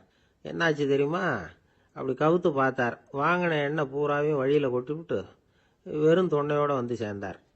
பலசரக்கு வாங்க போனார் ஜோசியர், அவர் ஒரு வழியில் பார்த்தாரு. வழியில் வந்தவங்களெல்லாம் அங்கங்கே ஒரு மரத்தடியில் உட்கார வச்சு அவங்களுக்கெல்லாம் ஆர்வம் சொல்ல ஆரம்பிச்சிட்டார். அப்படி ஒவ்வொருத்தராக சொல்லி முடிச்சுட்டு கடத்தருக்கு போய் சேர்ந்தார். இவர் அங்கே போய் சேர்றதுக்குள்ளே ரொம்ப நேரம் ஆயிட்டுது. கடையெல்லாம் பூட்டிவிட்டு போயிட்டாங்க. என்ன செய்யறது? அவரும் வெறுங்கையோட திரும்பி சேர்ந்தார். சரி, இவங்க கதை தான் இப்படி ஆச்சு. அங்கே சமைக்கிறதுக்காக உட்காந்துருந்தார் சங்கீத வித்வான், அவரு கதை என்னாச்சு தெரியுமா? அங்கே அவர் அடுப்பை பற்ற வச்சு ஒலையை கொதிக்க வச்சார். அதாவது ஒரு பானையில் தண்ணியை ஊற்றி அடுப்பில் வச்சார். அது கொதிக்க ஆரம்பிச்சுது. தண்ணி கொதிக்கிற சத்தம் இருக்குதுல்ல, அது இவருக்கு தாளம் போடுறது மாதிரி இருந்தது. ஒரே குஷி, பாட ஆரம்பிச்சுட்டார். பாடிக்கிட்டே உற்சாகமா கையில் இருந்த கரண்டியால அந்த பானையில தட்டினார், தாளம் போடுறதா நினைச்சுக்கிட்டு. அவ்வளவுதான், பானை பட்டுன்னு உடஞ்சி போச்சு. தலையில கை வச்சுக்கிட்டு அவரும் உட்காந்துட்டார். எந்த தொழில் தெரிஞ்சாலும் சரி, அதை புத்திசாலித்தனமா பயன்படுத்த தெரியலன்னா ஆபத்து தான். அதுக்காக தான் இந்த கதை. ஒரு பஸ் டிரைவர் ரொம்ப கெட்டிக்காரரு. பஸ்ஸை ரொம்ப திறமையா ஆபத்து இல்லாம ஓட்டுனதுக்காக பரிசுலாம் வாங்கினவர். அவரே ஒரு படகு ஓட்டுறதுக்காக அழைச்சிட்டு போயிருக்கிறாங்க, மோட்டார் படகு. அதையும் ரொம்ப திறமையா தான் ஓட்டிட்டு போயிருக்கிறாரு. நடுக்கடல்ல போனதும் படகு நின்று போச்சு. மோட்டார்ல ஏதோ கோளாறு. என்ன செய்யலாம் அப்படின்னு அந்த டிரைவரை கேட்டிருக்கிறாங்க படகுல இருந்தவங்க எல்லாம். அப்போ அவர் சொன்னாராம், கவலைப்படாதீங்க, ஒன்றும் பிரச்சனை இல்லை, எல்லாரும் கொஞ்சம் கீழே இறங்கி பின்னாடி தள்ளுங்க, மோட்டார் ஸ்டார்ட் ஆகிடும் அப்படின்னாராம். ஒரு காலத்தில் பிரஷ்யா அப்படின்னு ஒரு தேசம் இருந்தது. இப்போ ஜெர்மனி இருக்குல்ல, இதோட பெரும்பகுதி ஒரு காலத்தில் பிரஷ்யாங்கிற பேரில் இருந்தது. அப்போ அதுக்கு அரசராக இருந்தவர் மகா ஃப்ரெடரிக், அதாவது ஃப்ரெடரிக் தி கிரேட் அப்படின்னு சொல்லுவாங்க. அந்த ராஜாவுக்கு ஒரு சந்தேகம், நாம் பல வகையான வரிகளை விதித்து வசூல் பண்ணுறோம், அப்படி பண்ணி வருமானம் குறைஞ்சிக்கிட்டே போகுதே, இதுக்கு என்ன காரணமாக இருக்கும்? இதுதான் அவருக்கு ஏற்பட்ட சந்தேகம். ஒரு சமயம் அந்த அரசர் தம்முடைய அமைச்சர்களையும் பிரபுக்களையும் தளபதிகளையும் கூப்பிட்டு ஒரு விருந்து வச்சார். விருந்து முடிஞ்சதும் அவங்கள பார்த்து இந்த சந்தேகத்தை கேட்டார். வரிகள் அதிகமாக விதித்து வருமானம் குறையறதுக்கு என்ன காரணம் அப்படின்னு கேட்டார். பல பேருக்கு இதுக்கு சரியாக பதில் சொல்ல தெரியல. அனுபவசாலியான ஒரு தளபதி எழுந்திருச்சார். அரசே, அது எப்படிங்கிறத இப்போ உங்களுக்கு காட்டுறேன்னார். உடனே ஒரு பெரிய பனிக்கட்டி ஒன்றை தன்னுடைய கையில் எடுத்தார். அதை அப்படியும் எப்படியும் திருப்பி பார்த்தார். அப்புறம் அடுத்தவர்கிட்ட கொடுத்தார். அவர் அதை அப்படியும் இப்படியும் திருப்பி பார்த்துட்டு அடுத்தபடியா இருந்தவர்கிட்ட கொடுத்தார். இப்படியே இதை ஒவ்வொருத்தரா பார்த்துட்டு ஒவ்வொரு கையா மாறி கடைசியில மன்னர் கைக்கு போய் சேர்ந்தது. மன்னர் கைக்கு அந்த பனிக்கட்டி போய் சேர்ந்தப்போ அது கொஞ்சம் கொஞ்சமா உருகி ஒரு பட்டாணி கடலை சைஸுக்கு ஆயிட்டுது. மன்னர் யோசனை பண்ணார், வரி அதிகமா போட்டாலும் வந்து சேர்றது குறைவா இருக்கிறதுக்கு என்ன காரணம் அப்படிங்கிறது அவருக்கு புரிஞ்சு போச்சு. காலம்தான் மாறிட்டு இருக்கே தவிர இந்த கையூட்டு வாங்குற பழக்கம் மாறினதாக தெரியல. இன்னொரு ராஜா இருந்தார். அவர் தன்னுடைய ராஜாங்கத்தில் லஞ்ச ஊழலே சுத்தமாக இருக்கக்கூடாது அப்படின்னு நினைச்சார். அவர்கிட்ட பல்வேறு துறைகளுக்கும் பொறுப்பாக இருந்த பல பேரும் ரொம்ப சுத்தமாகவும் நேர்மையாகவும் இருந்தாங்க. ஒரே ஒருத்தர் மட்டும் எல்லார்கிட்டையும் லஞ்சம் வாங்கிட்டே இருந்தார். அவரை வேற வேற துறைகளுக்கு மாற்றி பார்த்தாரு. அந்த ராஜா என்னென்னமோ பண்ணி பார்க்குறாரு. எந்த வேலையை கொடுத்தாலும் அதுலேயும் லஞ்சம் வாங்குறதுக்கு ஒரு வழியை உண்டு பண்ணிக்குவார் அந்த ஆள். ராஜாவுக்கு இது ஒரு பெரிய தலைவலியாக போட்டுது. இவர் என்ன பண்ணுறது, இவருக்கு என்ன வேலையை கொடுக்கறது, கொஞ்சம் கூட லஞ்சம் வாங்குறதுக்கு சான்ஸே இல்லாத ஒரு வேலையை கொடுக்கணும் அப்படின்னு திட்டம் போட்டார். ஒரு நாள் அவருக்கு அந்த உத்தரவும் போட்டுட்டார். அதாவது அவருக்கு என்ன வேலைன்னா, கடற்கரையில் தான் அவருக்கு ஆஃபீஸ். அங்கேயே இருந்துக்க வேண்டியது. தினமும் எத்தனை கடல் அலை கரையில் வந்து மோதுது அப்படிங்கிறத கணக்கெடுத்து ராஜாவுக்கு தெரிவிக்க வேண்டியது. இதுதான் அவருக்கு வேலை. பேசாமல் அலையை எண்ணிட்டு உட்காந்துருக்கட்டும், அப்போவாவது அவர் லஞ்சம் வாங்குற சந்தர்ப்பம் இல்லாமல் போயிடும் அவருக்கு அப்படின்னு நினைச்சார் ராஜா. இந்த ஆள் கடற்கரைக்கு போய் டியூட்டியில் ஜாயின் பண்ணிட்டார். ஒரே மாசத்துல அங்கே சொந்தமாக ஒரு பிரம்மாண்டமான மாளிகை கட்டி விட்டாரு. ராஜாவுக்கு இது பெரிய ஆச்சரியமா போச்சு. அலையை என்ற வேலையில் அந்த ஆள் எப்படி பணம் சம்பாதிச்சார் அப்படின்னு விசாரிச்சு பார்த்தார் அக்கம் பக்கத்தில். அந்த ஆள் என்ன பண்ணியிருக்கிறாருன்னா, கடற்கரையில் போய் பொறுப்பை ஏற்றுக்கிட்ட உடனே அங்கே இருந்த மீனவர்கள்கிட்ட எல்லாம் இந்த கரையில் வந்து ஒரு நாளில் வந்து மோதுற அலைகள் எத்தனை அப்படின்னு கேட்டிருக்காரு. அது எப்படிங்க தெரியும்னு இருக்காங்க அவங்க. தினமும் அந்த எண்ணிக்கை தெரியணும். நம்ம ராஜாவுக்கு தினமும் அறிக்கை அனுப்பணும், டெய்லி ரிப்போர்ட்டு. தவறுனா நீங்கள் இந்த கடலில் போய் மீன் பிடிக்கிறதுக்கு ராஜாவோட அனுமதி கிடைக்காது அப்படின்னு இருக்காரு. உடனே மீனவர்களும் பயந்து போட்டாங்க. கடலுக்கு போகிறதுக்கு அனுமதி இல்லைன்னா பட்டினி கிடக்கிறது மாதிரி ஆயிடுமே. மெதுவாக அந்த ஆளுகிட்ட போனாங்க. காதோட காதா சொன்னாங்க, ஐயா, எங்களால் வந்து கடல் அலையை வந்து எண்ண முடியாது. தினமும் எங்களால் முடிஞ்சதை உங்களுக்கு பணமாக கொடுத்துட்றோம். நீங்கள் தான் ராஜா கிட்ட சிபாரிசு பண்ணி நாங்கள் தொடர்ந்து மீன் பிடிக்கிறதுக்கு அனுமதி வாங்கி கொடுக்கணும் அப்படின்னு வேண்டிக்கிட்டாங்க. பணம் தினமும் வந்து சேர ஆரம்பிச்சுட்டுது. பதவியில் மற்ற பதவியோட இந்த பதவி எவ்வளவோ மேல் அப்படின்னு நினச்சிட்டோம் அந்த ஆள். அது மட்டும் இல்லை, தயவு பண்ணி என்னை இந்த இடத்த விட்டு மாற்றி விடாதீங்க சார் அப்படின்னு வேற கேட்க ஆரம்பிச்சிட்டானா. ஊரில் ஒரு சிற்பி இருந்தார். சிற்பின்னா அவர் ரொம்ப திறமை உள்ளவர். அதாவது எங்கேயாவது ஒரு கல் கிடந்தா போதும், அதை அப்படியே எடுத்துட்டு வருவார். கொஞ்ச நாள் கழிச்சு அவர் இடத்துக்கு போய் பார்த்தா அழகா ஒரு சிற்பம் உட்காந்துருக்கும். இந்த கல்லா கிடந்தது சிற்பமா மாறி இருக்கும். அந்த அளவுக்கு பண்ணிவிடுவார் அப்பேற்பட்ட சிற்பி. எப்படிங்க அவ்வளவு மோசமான ஒரு கல்லுல இருந்து இவ்வளவு அழகா ஒரு சிற்பத்தை உங்களால வடிக்க முடிஞ்சது அப்படின்னு கேட்டா, அது ஒன்றும் பெரிய விஷயம் இல்லைங்க. இந்த சிற்பம் ஏற்கனவே அந்த கல்லுக்குள்ள இருந்தது. இதை சுத்தி இருக்கிற வேண்டாத பகுதிகளை எல்லாம் உளியால கொத்தி எடுத்துவிட்டேன், அவ்வளவுதான் என் வேலை. உடனே உள்ள இருந்தது வெளியில வந்துட்டுது அப்படிம்பார். அந்த அளவுக்கு திறமைசாலி. ஒரு சின்ன பாறை இல்லைன்னா கருங்கல்ல பார்த்துட்டாருன்னா போறோம், விடமாட்டார். அந்த கல்லோட அமைப்பை கவனிச்சு பார்த்துட்டு இதுக்குள்ள ஒரு வீரன் ஒளிஞ்சிருக்காம்பார். அவர் கண்ணுக்கு அதுக்கு தெரியும். இந்த கல்லுக்குள்ள ஒரு துறவி உட்கார்ந்துருக்காரும்பார். நமக்கெல்லாம் வெறும் கல்லாதான் தெரியும். இந்த கல்லுக்குள்ள ஒரு நடன மங்கை நடனம் ஆடிக்கிட்டு இருக்கா அப்படிம்பார். உடனே அந்த கல்லை கொண்டுகிட்டு வருவார். அவர் சொன்னது மாதிரியே உள்ள இருக்கிற அவங்களையெல்லாம் வெளியில கொண்டுட்டு வந்துருவார். அதாவது வேண்டாத பகுதிகளை எல்லாம் கொத்தி எடுத்துருவார். அவர் மொழியில சொல்ல போனா, இந்த சிற்பிக்கு ரொம்ப நாளா மனசுக்குள்ள ஒரு ஆசை. அதாவது உண்மை, தூய்மை, இதுக்கு உதாரணமா இருக்கக்கூடிய புத்தர் சிலைய வடிக்கணும் அப்படிங்கிறது அவரோட ஆசை. ஆனா அந்த ஆசை நிறைவேறாமலே இருந்துகிட்டு வந்தது. அதுக்கு என்ன காரணம்னா, அதுக்கு தகுந்த மாதிரி ஒரு கல்லு கிடைக்கல. கல்லு கிடைச்சா அதை செஞ்சிருவாரு. ரொம்ப காலமா அங்கங்க தேடி அலைஞ்சார். இந்த புத்தர் சிலை வடிக்கிறதுக்கு பொருத்தமா ஒரு கல்லு கிடைக்குமா அப்படின்னு சொல்லி கண்ணுல படுற கல்லையெல்லாம் உத்து உத்து பார்ப்பார். உள்ள புத்தர் இருக்காரான்னு கவனிப்பார். இருக்கிற மாதிரி எதுவும் தெரியல அவர் கண்ணுக்கு. சரி, இதுக்கு என்ன செய்யலாம்னு யோசனை பண்ணார். நேரா ஒரு புத்த மடாலயத்துக்கு போனார். அங்க இருக்கிற ஒரு புத்த துறவியை சந்திச்சார். அவர்கிட்ட விசாரிச்சார், சுவாமி, புத்தரின் தூய்மை ஒளிஞ்சிருக்கிற அந்த கல் எங்க கிடைக்கும் அப்படின்னார். அந்த கல் இருக்கிற இடம் எதுன்னு இன்னமும் உங்களுக்கு தெரியலையா அப்படின்னு கேட்டார் துறவி. இல்லைங்க, அதுக்காகத்தான் அலைஞ்சிக்கிட்டு இருக்கிறேன் அப்படின்னாரு இவரு. சரி, கவலைப்படாதீங்க, ஏன் கூட வாங்க காட்டுறேன் அப்படின்னு அழைச்சிட்டு போனார். எங்க போனார்னா, அந்த மடாலயத்தின் பின்பக்கம் போனாங்க. 2 பேரும் போனாங்க. அங்க போய் பார்த்தா அங்க ஒரு கிணறு இருந்தது. என்ன அது, நாம கேட்டது கல்லு, இவர் அழைச்சிட்டு வந்து காட்டுறது கிணறு அப்படின்னு இவருக்கு சந்தேகம். ஒரு மாதிரியா பார்த்தார். அவர் சொன்னார், துறவி எட்டி பாருங்க உள்ள அப்படின்னாரு. கிணறுக்குள்ள என்ன இருக்கும்னு இவருக்கு தெரியாதா, இருந்தாலும் அவர் சொல்றாரு அப்படின்னு சொல்லி எட்டி பார்த்தார். பார்த்தா அதுல தண்ணி இருந்தது. அந்த தண்ணியில தன்னோட உருவம் தெரிஞ்சுது. இப்ப அந்த புத்த ஞானி சொன்னார், துறவியாரே, புத்தரை நாம தான் ஒளிச்சு வச்சிருக்கிறோம், நமக்குள்ளதான் அவர் மறைஞ்சிருக்கிறார். அவரை அடையாளம் தெரியாதபடி மூடி இருக்கிறது எது தெரியுமா? நம்ம கிட்ட இருக்கிற கோபம், போலித்தனம், பதட்டம், ஆசை, இதெல்லாம் தான். அறிவு அப்படிங்கிற ஒளியால அதையெல்லாம் செதுக்கி எடுத்துட்டோம்னா அந்த அழகான புத்தர் வெளியில வந்துருவார் அப்படின்னு சொன்னார் துறவி. அதனால நமக்குள்ள இருக்கிற நம்மள நமக்கே அடையாளம் தெரியல அப்படிங்கிறது தான் உண்மை. இந்த உண்மையான மனிதன் உள்ளே இருக்கிறான். இவர் கல்லை பார்த்துட்டு உள்ள யார் இருக்காங்கிறது அவருக்கு தெரிஞ்சது சிற்பிக்கு. ஆனா உண்மையான புத்தர் எங்க இருக்காருங்கிறத அவரால் அடையாளம் கண்டுபிடிக்க முடியல. அப்படிதான் பல பேர் இன்னைக்கு இருந்துகிட்டு இருக்கிறோம்.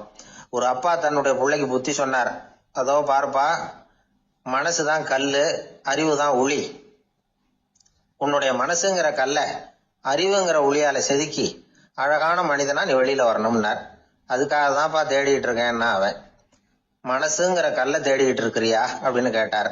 இல்லப்பா, அறிவுங்கிற ஒளி எங்க இருக்குன்னு தெரியல எனக்கு, அதை தான் தேடிக்கிட்டு இருக்கிறேன் அப்படின்னு நானா. அதனால அறிவை தேடிக்கிட்டு இருக்கிறவன் என்னைக்கு உண்மையை கண்டுபிடிக்க போறான்? அதையே கண்டுபிடிக்க முடியலங்கும் பொழுது. அதனால நாம் யார் அப்படிங்கறது நமக்கு அடையாளம் தெரியணும். அந்த அடையாளம் தெரிஞ்சுட்டா வாழ்க்கையில வெற்றி நிச்சயம். ஆளை கண்டா ஏன் இப்படி முகத்தை திருப்பிக்கிட்டு வர்றீங்க அப்படின்னு கேட்டார் ஒருத்தர் நண்பர்கிட்ட. எலெக்ஷன்ல அவன் எதிர்த்து நின்னவன் சார், என்ன அவன்கிட்ட நமக்கு என்ன பேச்சுவார்த்தை அப்படின்னாராம் ரொம்ப கோபமா இவர். சரி, அந்த ஆள் யாருன்னு கேட்டேன். என் கூட பிறந்த தம்பி தான் சார் அப்படின்னார் அந்த கோபம் குறையாமல்.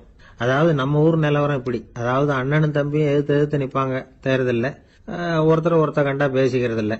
ஆனா இங்கிலாந்துல எப்படி தெரியுமா, அங்க ஒரே மேடையில போட்டி போடுற 2 வேட்பாளர்களும் பேசுவாங்களாம், பட்டிமன்றம் மாதிரி. ஒருத்தர் முதல்ல எழுந்திருப்பார், நான் இந்த தேர்தலில் வெற்றி பெற்றால் என்னென்ன செய்வேன் அப்படின்னு சொல்லிவிட்டு உட்காருவார். அதுக்கப்புறம் அடுத்தவர் எழுந்திருப்பார், அவர் சொல்லுவார், நான் வெற்றி பெற்றா இந்த மக்களுக்கு என்னென்ன செய்வேன், இந்த நாட்டுக்கு என்னென்ன செய்வேன் அப்படிங்கறத சொல்லிவிட்டு உட்காருவார். 2 பேரும் ஒரே மேடையில பேசுவாங்க. மக்கள் 2 பேர் பேச்சையும் கேட்டுக்கிட்டு ஒரு முடிவுக்கு வருவாங்க. இதுதான் அங்க உள்ள பழக்கம். இங்க அப்படி இல்லை. இங்கே ஒருத்தர் பார்த்தாவே முகத்தை திருப்பிக்கிறது. ஒரு தடவை இது மாதிரி ஒரு கூட்டம் நடந்துகிட்டு இருக்கு, அங்க வெளிநாட்டுல தான். நேரத்துக்கு சரியா ஒரு வேட்பாளர் வந்து சேரல. இது இங்கிலாந்துல நடந்த நிகழ்ச்சி. அப்புறம் என்னாச்சுன்னா, ஒருத்தர் வந்துட்டாரு, இன்னொருத்தர் வந்து சேரல. அப்புறம் உடனே அந்த ஒருத்தர் வந்தவர் பேச ஆரம்பிச்சிட்டார். அதாவது அந்த இன்னொருத்தர் சார்பாவே பேசிட்டாராம். அதாவது அவர் வரல, நான் அவரு சார்பா வந்து நான் பேசிடுறேன். அதாவது அவர் ஜெயிச்சுட்டா அவர் என்னென்ன செய்வார் இந்த நாட்டுக்கு அப்படின்னு சொல்லி அவர் பக்கத்துல உள்ள நியாயத்தை எடுத்து இவரே சொல்லிட்டாராம். இப்படிலாம் அங்க நடந்துதான். இது எப்பேற்பட்ட தேர்தல் பண்பாடு பாருங்க. அதனால இன்னொரு விஷயம், இப்ப இங்கிலாந்துல எல்லாம் ஓட்டு கேட்கறப்ப வெற்றியா தோல்வியாங்கிறத ஓரளவுக்கு யூகிச்சு விடலாமா. இப்போ ஒரு வேட்பாளர் ஒரு வீட்டுக்கு முன்னாடி போய் நின்று எனக்கு ஓட்டு போடுங்கன்னு கேட்கறாருன்னு வச்சுங்களேன், அதுக்கு என்ன பார்த்து செய்யறோம், போயிட்டு வாங்க அப்படின்னு சில வீடுகள்ல வாசல்ல நின்னே சொல்லி அனுப்பிச்சிருவாங்களாம்.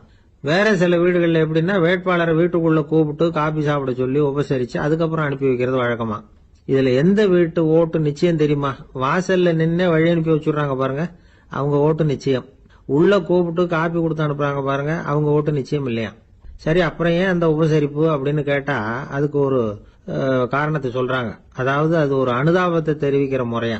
ஐயோ பாவம், நாம இவருக்கு ஓட்டு தான் போட போறதில்ல, இதையாவது செய்வோம், காப்பியாவது சாப்பிட்டு போகட்டும் அப்படிங்கிற எண்ணமா. இப்படி அந்த ஒரு பழக்கம்.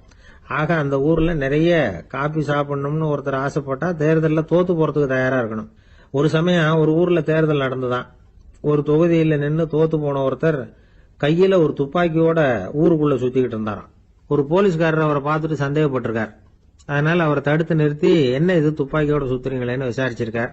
இதுக்கு அவர் சொன்னாராம், சார் இந்த தொகுதியில மொத்தம் 1,00,000 வாக்காளர்கள், அதுல எனக்கு 10,000 பேர் மட்டும்தான் எனக்கு ஓட்டு போட்டிருக்கிறாங்க. அப்படின்னா எனக்கு வேண்டாதவங்க இந்த தொகுதியில 90,000 பேர் இருக்கிறாங்கன்னு அர்த்தம். இப்படி ஒரு சூழ்நிலையில நான் என்னுடைய பாதுகாப்புக்கு ஆயுதம் இல்லாம நடமாடலாமா அப்படின்னு கேட்டாராம். எவ்வளவு எச்சரிக்கை பாருங்க. நம்ம ஊர்ல சில பேர் ஓட்டு கேட்கிற விதமே தனி. ஒருத்தர் ரொம்ப சாமர்த்தியமா ஓட்டு கேட்பாராம். அவர் எப்படின்னா, ஒரு வீட்டுக்கு போறாருன்னு வச்சுங்களேன், அந்த நேரம் அந்த வீட்டுக்காரரு என்ன செஞ்சுக்கிட்டு இருக்கிறாரோ அதே வேலையை இவரும் கொஞ்ச நேரம் செய்வாராம், அவருக்கு ஒத்தாசையா. அதுக்கப்புறம் மெதுவா பேச்சு கொடுப்பார், ஓட்டு கேட்பார், இது மாதிரி எலெக்ஷன்ல நிக்கிறேன் கவனிக்கணும்னு. அது மாதிரி ஒரு தடவை அவர் போனப்ப அங்க வந்து அவர் என்ன பண்ணிட்டு இருக்காரு, வீட்டுக்கு பின்னாடி மாட்டு கொட்டையில பால் கறந்துகிட்டு இருக்காரு ஒரு பசு மாட்டுக்கிட்ட. அந்த வீட்டுல இவர் ஓட்டு கேட்க போனவர் இவர் ஓடி போய் இன்னொரு சொம்பை எடுத்துக்கிட்டு அதே மாட்டுக்கு இன்னொரு பக்கம் போய் உட்காந்துக்கிட்டு இவரும் பால் கறக்க ஆரம்பிச்சிட்டார். எதிர உட்காந்துட்டு இருக்காரு அவரு, இவர் இந்த பக்கம் உட்காந்துருக்காரு. கீழே கொஞ்சம் குனிஞ்சு பார்த்தா ஒருத்தர் முகத்தை ஒருத்தர் பார்க்கலாம். கொஞ்ச நேரம் ஆனதுக்கு அப்புறம் இவர் மெதுவா அவர்கிட்ட பேச்சு கொடுத்தாராம். இது மாதிரி நான் எலெக்ஷன்ல நிக்கிறேன், நீங்க ஓட்டு போடணும், அதுக்காக தான் வந்தேன்னாராம். அது முடியாதுங்களேன்னாராம் அவரு. ஏன்னு கேட்டிருக்கார். நான் இந்த வீட்டுக்காரன் இல்ல, நானும் உன்ன மாதிரி ஓட்டு கேட்க வந்தவன் தான் அப்படின்னு. ஜெருசலேம் அங்க உள்ள ஒரு தேவாலயம், அதுல உள்ள பலிபீடத்தின் முன்னாடி ஒரு பெட்டி உண்டு. அது காணிக்கை பெட்டி. ஆலயத்துக்கு வர்றவங்க பிரார்த்தனை பண்ணிவிட்டு திரும்பி போற சமயத்துல அந்த பெட்டியில காணிக்கை போடுவாங்க. அவங்களால எவ்வளவு முடியுமோ அவ்வளவு போடுறது வழக்கம். அவங்கவுங்க வசதிக்கு தகுந்த மாதிரி போடுவாங்க. வசதி உள்ளவங்களா இருந்தாலும் சரி, வசதியே இல்லாத வறியவர்களா இருந்தாலும் சரி, ஆலய காணிக்கை பெட்டியில காசு போடுறது அவங்களுக்கு ரொம்ப பெருமையான ஒரு செயல். ஒரு சமயம் இயேசு தம்முடைய சீடர்களோடு அந்த ஆலயத்துக்கு வரார். அங்க உட்காந்து ரொம்ப நேரம் வழிபாடு பண்ணிட்டு இருக்கிறார். சீடர்களும் அந்த ஜபத்துல கலந்துகிட்டாங்க. வழிபாடு முடிஞ்சுது. இயேசு உட்கார்ந்துருக்கிறார். காணிக்கை பெட்டியில காசு போடுறவங்கள கவனிக்கிறார். சீடர்களும் அதையே கவனிச்சுக்கிட்டு இருக்கிறாங்க. ரொம்ப பேர் வரிசையா வந்தாங்க. அவங்களால முடிஞ்ச அளவுக்கு காசு போட்டுட்டு அவங்க பாட்டுக்கு போய்கிட்டு இருக்கிறாங்க. வசதியானவங்க நிறைய பேர் வந்தாங்க. அதுக்கு மத்தியில வயசான ஒரு அம்மா, அவங்களும் வந்து காசு போட்டுட்டு போறாங்க. இப்போ இயேசு தன்னுடைய சீடர்கள் பக்கம் திரும்பினார். ஒரு கேள்வி கேட்டார். இப்போ இந்த காணிக்கை பெட்டியில நிறைய பேர் வந்து காசு போட்டுட்டு போறத நீங்க கவனிச்சிங்க. இன்னைக்கு இந்த காணிக்கை பெட்டியில ரொம்பவும் அதிகமா காசு போட்டது யார் அப்படின்னு கேட்டார். முதல்ல வந்தார ஒரு பெரிய மனுஷன், அவர் தான் அதிகமா போட்டார் அப்படின்னாரு ஒருத்தர். மூணாவதா வந்தவர் தான் அதிகமா போட்டார், நான் கவனிச்சேன் அப்படின்னாரு இன்னொருத்தர். இப்படி ஆளுக்கு ஒரு விதமா சொல்றாங்க. கடைசியா இயேசு சொன்னாராம், இன்றைக்கு அந்த பெட்டியில அதிகமா காசு போட்டவங்க அந்த வயசான அம்மா தான் அப்படின்னாராம். சீடர்களுக்கு ஒன்றும் புரியல. அந்த அம்மா ரொம்ப ஏழையாச்சே, அவங்க எப்படி அதிகமா காணிக்கை செலுத்த முடியும் அப்படிங்கறது அவங்க சந்தேகம். இயேசு விளக்குனார். நிறைய பேர் வந்தாங்க, நிறையவே காசுகள் போட்டாங்க, அது உண்மைதான். ஆனால் அந்த அம்மா என்ன பண்ணாங்க கவனிச்சிங்களா? வந்தாங்க, தன்னுடைய காசு பையை திறந்தாங்க, அப்படியே கொட்டுனாங்க. அதில் இருந்தது 2 காசுகள் தான். அந்த 2 காசும் காணிக்கை பெட்டியில் விழுந்துட்டுது. மற்றவங்கள்லாம் தங்கள்கிட்ட இருந்த செல்வத்தின் ஒரு சிறு பகுதியை எடுத்து பெட்டியில் போட்டாங்க. ஆனால் இந்த அம்மா தன்கிட்ட என்ன இருந்ததோ அதை அப்படியே போட்டுட்டாங்க. தன்னுடைய பிழைப்புக்காக வச்சிருந்த அவ்வளவையும் இழக்கிறதுக்கு தயாராயிட்டாங்க. அவ்வளவு தாராள மனசு அவங்களுக்கு. அதனால் அவங்க செலுத்தின காணிக்கை தான் அளவில் அதிகம் அப்படின்னார். விலை மதிப்பில்லாத முத்து புதையல் ஒருத்தனுக்கு கிடைக்க போகுதுன்னு வச்சுக்கோங்க. அதன் மதிப்பை உணர்ந்தவன் என்ன பண்ணுவான்? அதை அடையிறதுக்காக தன்கிட்ட இருக்கிற எதையும் கொடுக்கறதுக்கு தயாராக இருப்பான் இல்லையா? அது மாதிரி தான் இதுவும் அப்படின்னார். உலக மதிப்பீடுகளை துரும்பா தூசியா மதித்து அதையெல்லாம் உதறி விடுகிறவன் இறையருள் அப்படிங்கிற இணையில்லாத செல்வத்தை பெறுகிறான் அப்படிங்கிறது இதில் உள்ள கருத்து. இறைவனுக்காக இழப்பதுன்னா துன்பப்படுகிறவர்களுக்காக, ஏழைகளுக்காக, ஏதுமற்றவர்களுக்காக இழப்பது அப்படின்னு அர்த்தம். உங்கள் அயலானுக்கு நீங்கள் என்ன உதவி செய்தாலும் அதை எனக்கே செய்கிறீர்கள் அப்படின்னு இயேசு சொல்லியிருக்கிறார். அடுத்தவங்களுக்கு உதவணுங்கிற குணம் இன்னைக்கு ரொம்ப குறைஞ்சி போச்சு. ஒருத்தன் வாழைப்பழத்தோல் வழுக்கி கீழே விழுந்துட்டான். பக்கத்தில் இருந்த நண்பன் உடனே அவனை தூக்கிக்கிட்டு போய் ஆஸ்பத்திரியில் சேர்த்துட்டான். அதுக்கப்புறம் சொன்னான், நீ அந்த வாழைப்பழத்தோலில் காலை வைக்க போகிறத முன்னாடியே நான் கவனிச்சுட்டேன் அப்படின்னு நானா. அப்படின்னா அப்போவே நீ எனக்கு உதவி செஞ்சுருக்கலாமே அப்படின்னு நானா அவன். நான் டாக்டருக்கு உதவலாம்னு நினச்சிட்டேன் அப்படின்னா இவன். 14ஆம் பாட்டு. உங்கள் புழக்கடை தோட்டத்து வாவையுள் செங்கடு நீர் வாய் நெகிழ்ந்து ஆம்பல் வாய் கும்பினகான் செங்கல் பொடிக்கூரை வெண்பல் தவத்தவர் தங்கள் தெருக்கோயில் சங்கிடுவான் போதந்தார் எங்களை முன்னம் எழுப்புவான் வாய்பேசும் நங்காய் எழுந்திராய் நாணாதாய் நாவுடையாய் சங்கொடு சக்கரம் ஏந்தும் தடக்கையன் பங்கைய கண்ணானை பாடேலோர் எம்பாவாய். நேற்று முன்னதாக எழுந்து எங்களையெல்லாம் எழுப்புவதாக வாய்கிழியச் சொன்ன பெண்ணே, அதையெல்லாம் மறந்துவிட்டு உறங்குகிறாயே, உனக்கு வெட்கமாக இல்லையா? பேச்சு மட்டும் பிரமாதமாக இருக்கிறதே. உன் வீட்டு புழக்கடை தோட்டத்தில் உள்ள சிறுகுளத்தில் செங்கழுநீர் மலர்கள் பூக்கத் தொடங்கிவிட்டன. ஆம்பல் மலர்கள் வாய்மூடிக் கொள்கின்றன. செங்கற்பொடியாலே காவி நிறமாக்கப்பட்ட ஆடையுடன் தூய்மையான வெள்ள பற்களை கொண்ட துறவிகள் தங்கள் திருக்கோயில்களின் வழிபாட்டிற்காக செல்லுகிறார்கள். விடிந்து விட்டது என்பது இப்போதாவது உனக்கு தெரிகிறதா? சங்கையும் சக்கரத்தையும் ஏந்திய நீண்ட கரங்களை உடைய, தாமரை போன்ற கண்களுடைய திருமாலை பாடுவதற்கு எங்கள் குழுவில் நீயும் வந்து சேர்ந்து கொள் வா என்று அழைக்கிறார்கள். இதில் எழுப்பப்படுகிற பெண் 3 விடிகள் உடையவள். அவளை 3 வார்த்தைகளாலே அழைக்கிறார்கள். நங்காய், நாணாதாய், நாவுடையாய், எல்லாமே ஒரு மோனை. நங்காய் என்ற சொல்லுக்கு என்ன பொருள் என்றால் பூரணமானவள் என்று, முழுமையானவள் என்று பொருள். தமிழிலே நம்பி என்ற சொல் பூரணரை குறிக்கும். அதுபோல் நங்கை என்ற சொல் பூரணமான தன்மையுடைய பெண்ணை குறிக்கும். நீ நங்கை நல்லாள். உங்களை எழுப்புகிறேன் என்றதால் நாவுடையாய், நல்ல நீளமா பேசுகிறாய். ஆனால் எழுப்பாமல் உறங்குவதால் நீ வெட்கங்கெட்டவள், நாணாதாய். நாவுடையாய், நல்ல பேச்சு மட்டும் பேச தெரிந்து வைத்திருக்கிறாய். திருவள்ளுவர் சொல்கிறார், சொல்லுதல் யாருக்கும் எளிய அறியவாம் சொல்லிய வண்ணம் செயல். சொன்ன வண்ணம் செய்வது ரொம்ப கஷ்டம். நான் நாளைக்கு உங்களை வந்து எழுப்புகிறேன் என்று நேற்று சொன்னவள் இன்றைக்கு தூங்கி கொண்டிருக்கிறாள் என்றால் என்ன பொருள்? அதாவது மனிதர்கள் உயர வேண்டும் என்று நினைப்பார்கள், எண்ணம் அவர்களுக்கு தோன்றிவிடும், எல்லாரிடத்திலும் சொல்லிவிடுவார்கள், நிறைவேற்றுவதற்கு கஷ்டப்படுவார்கள். இந்த தமஸ் என்கிற தமோ குணம் இருப்பதாலே மனிதர்கள் முன்னேற முடியாமல் கஷ்டப்படுகிறார்கள். எல்லார்ட்டையும் சொல்லுவார்கள், ஆனால் அவர்கள் பின்பற்ற முடியாதபடி அவர்களுக்கு ஆகிவிடும்.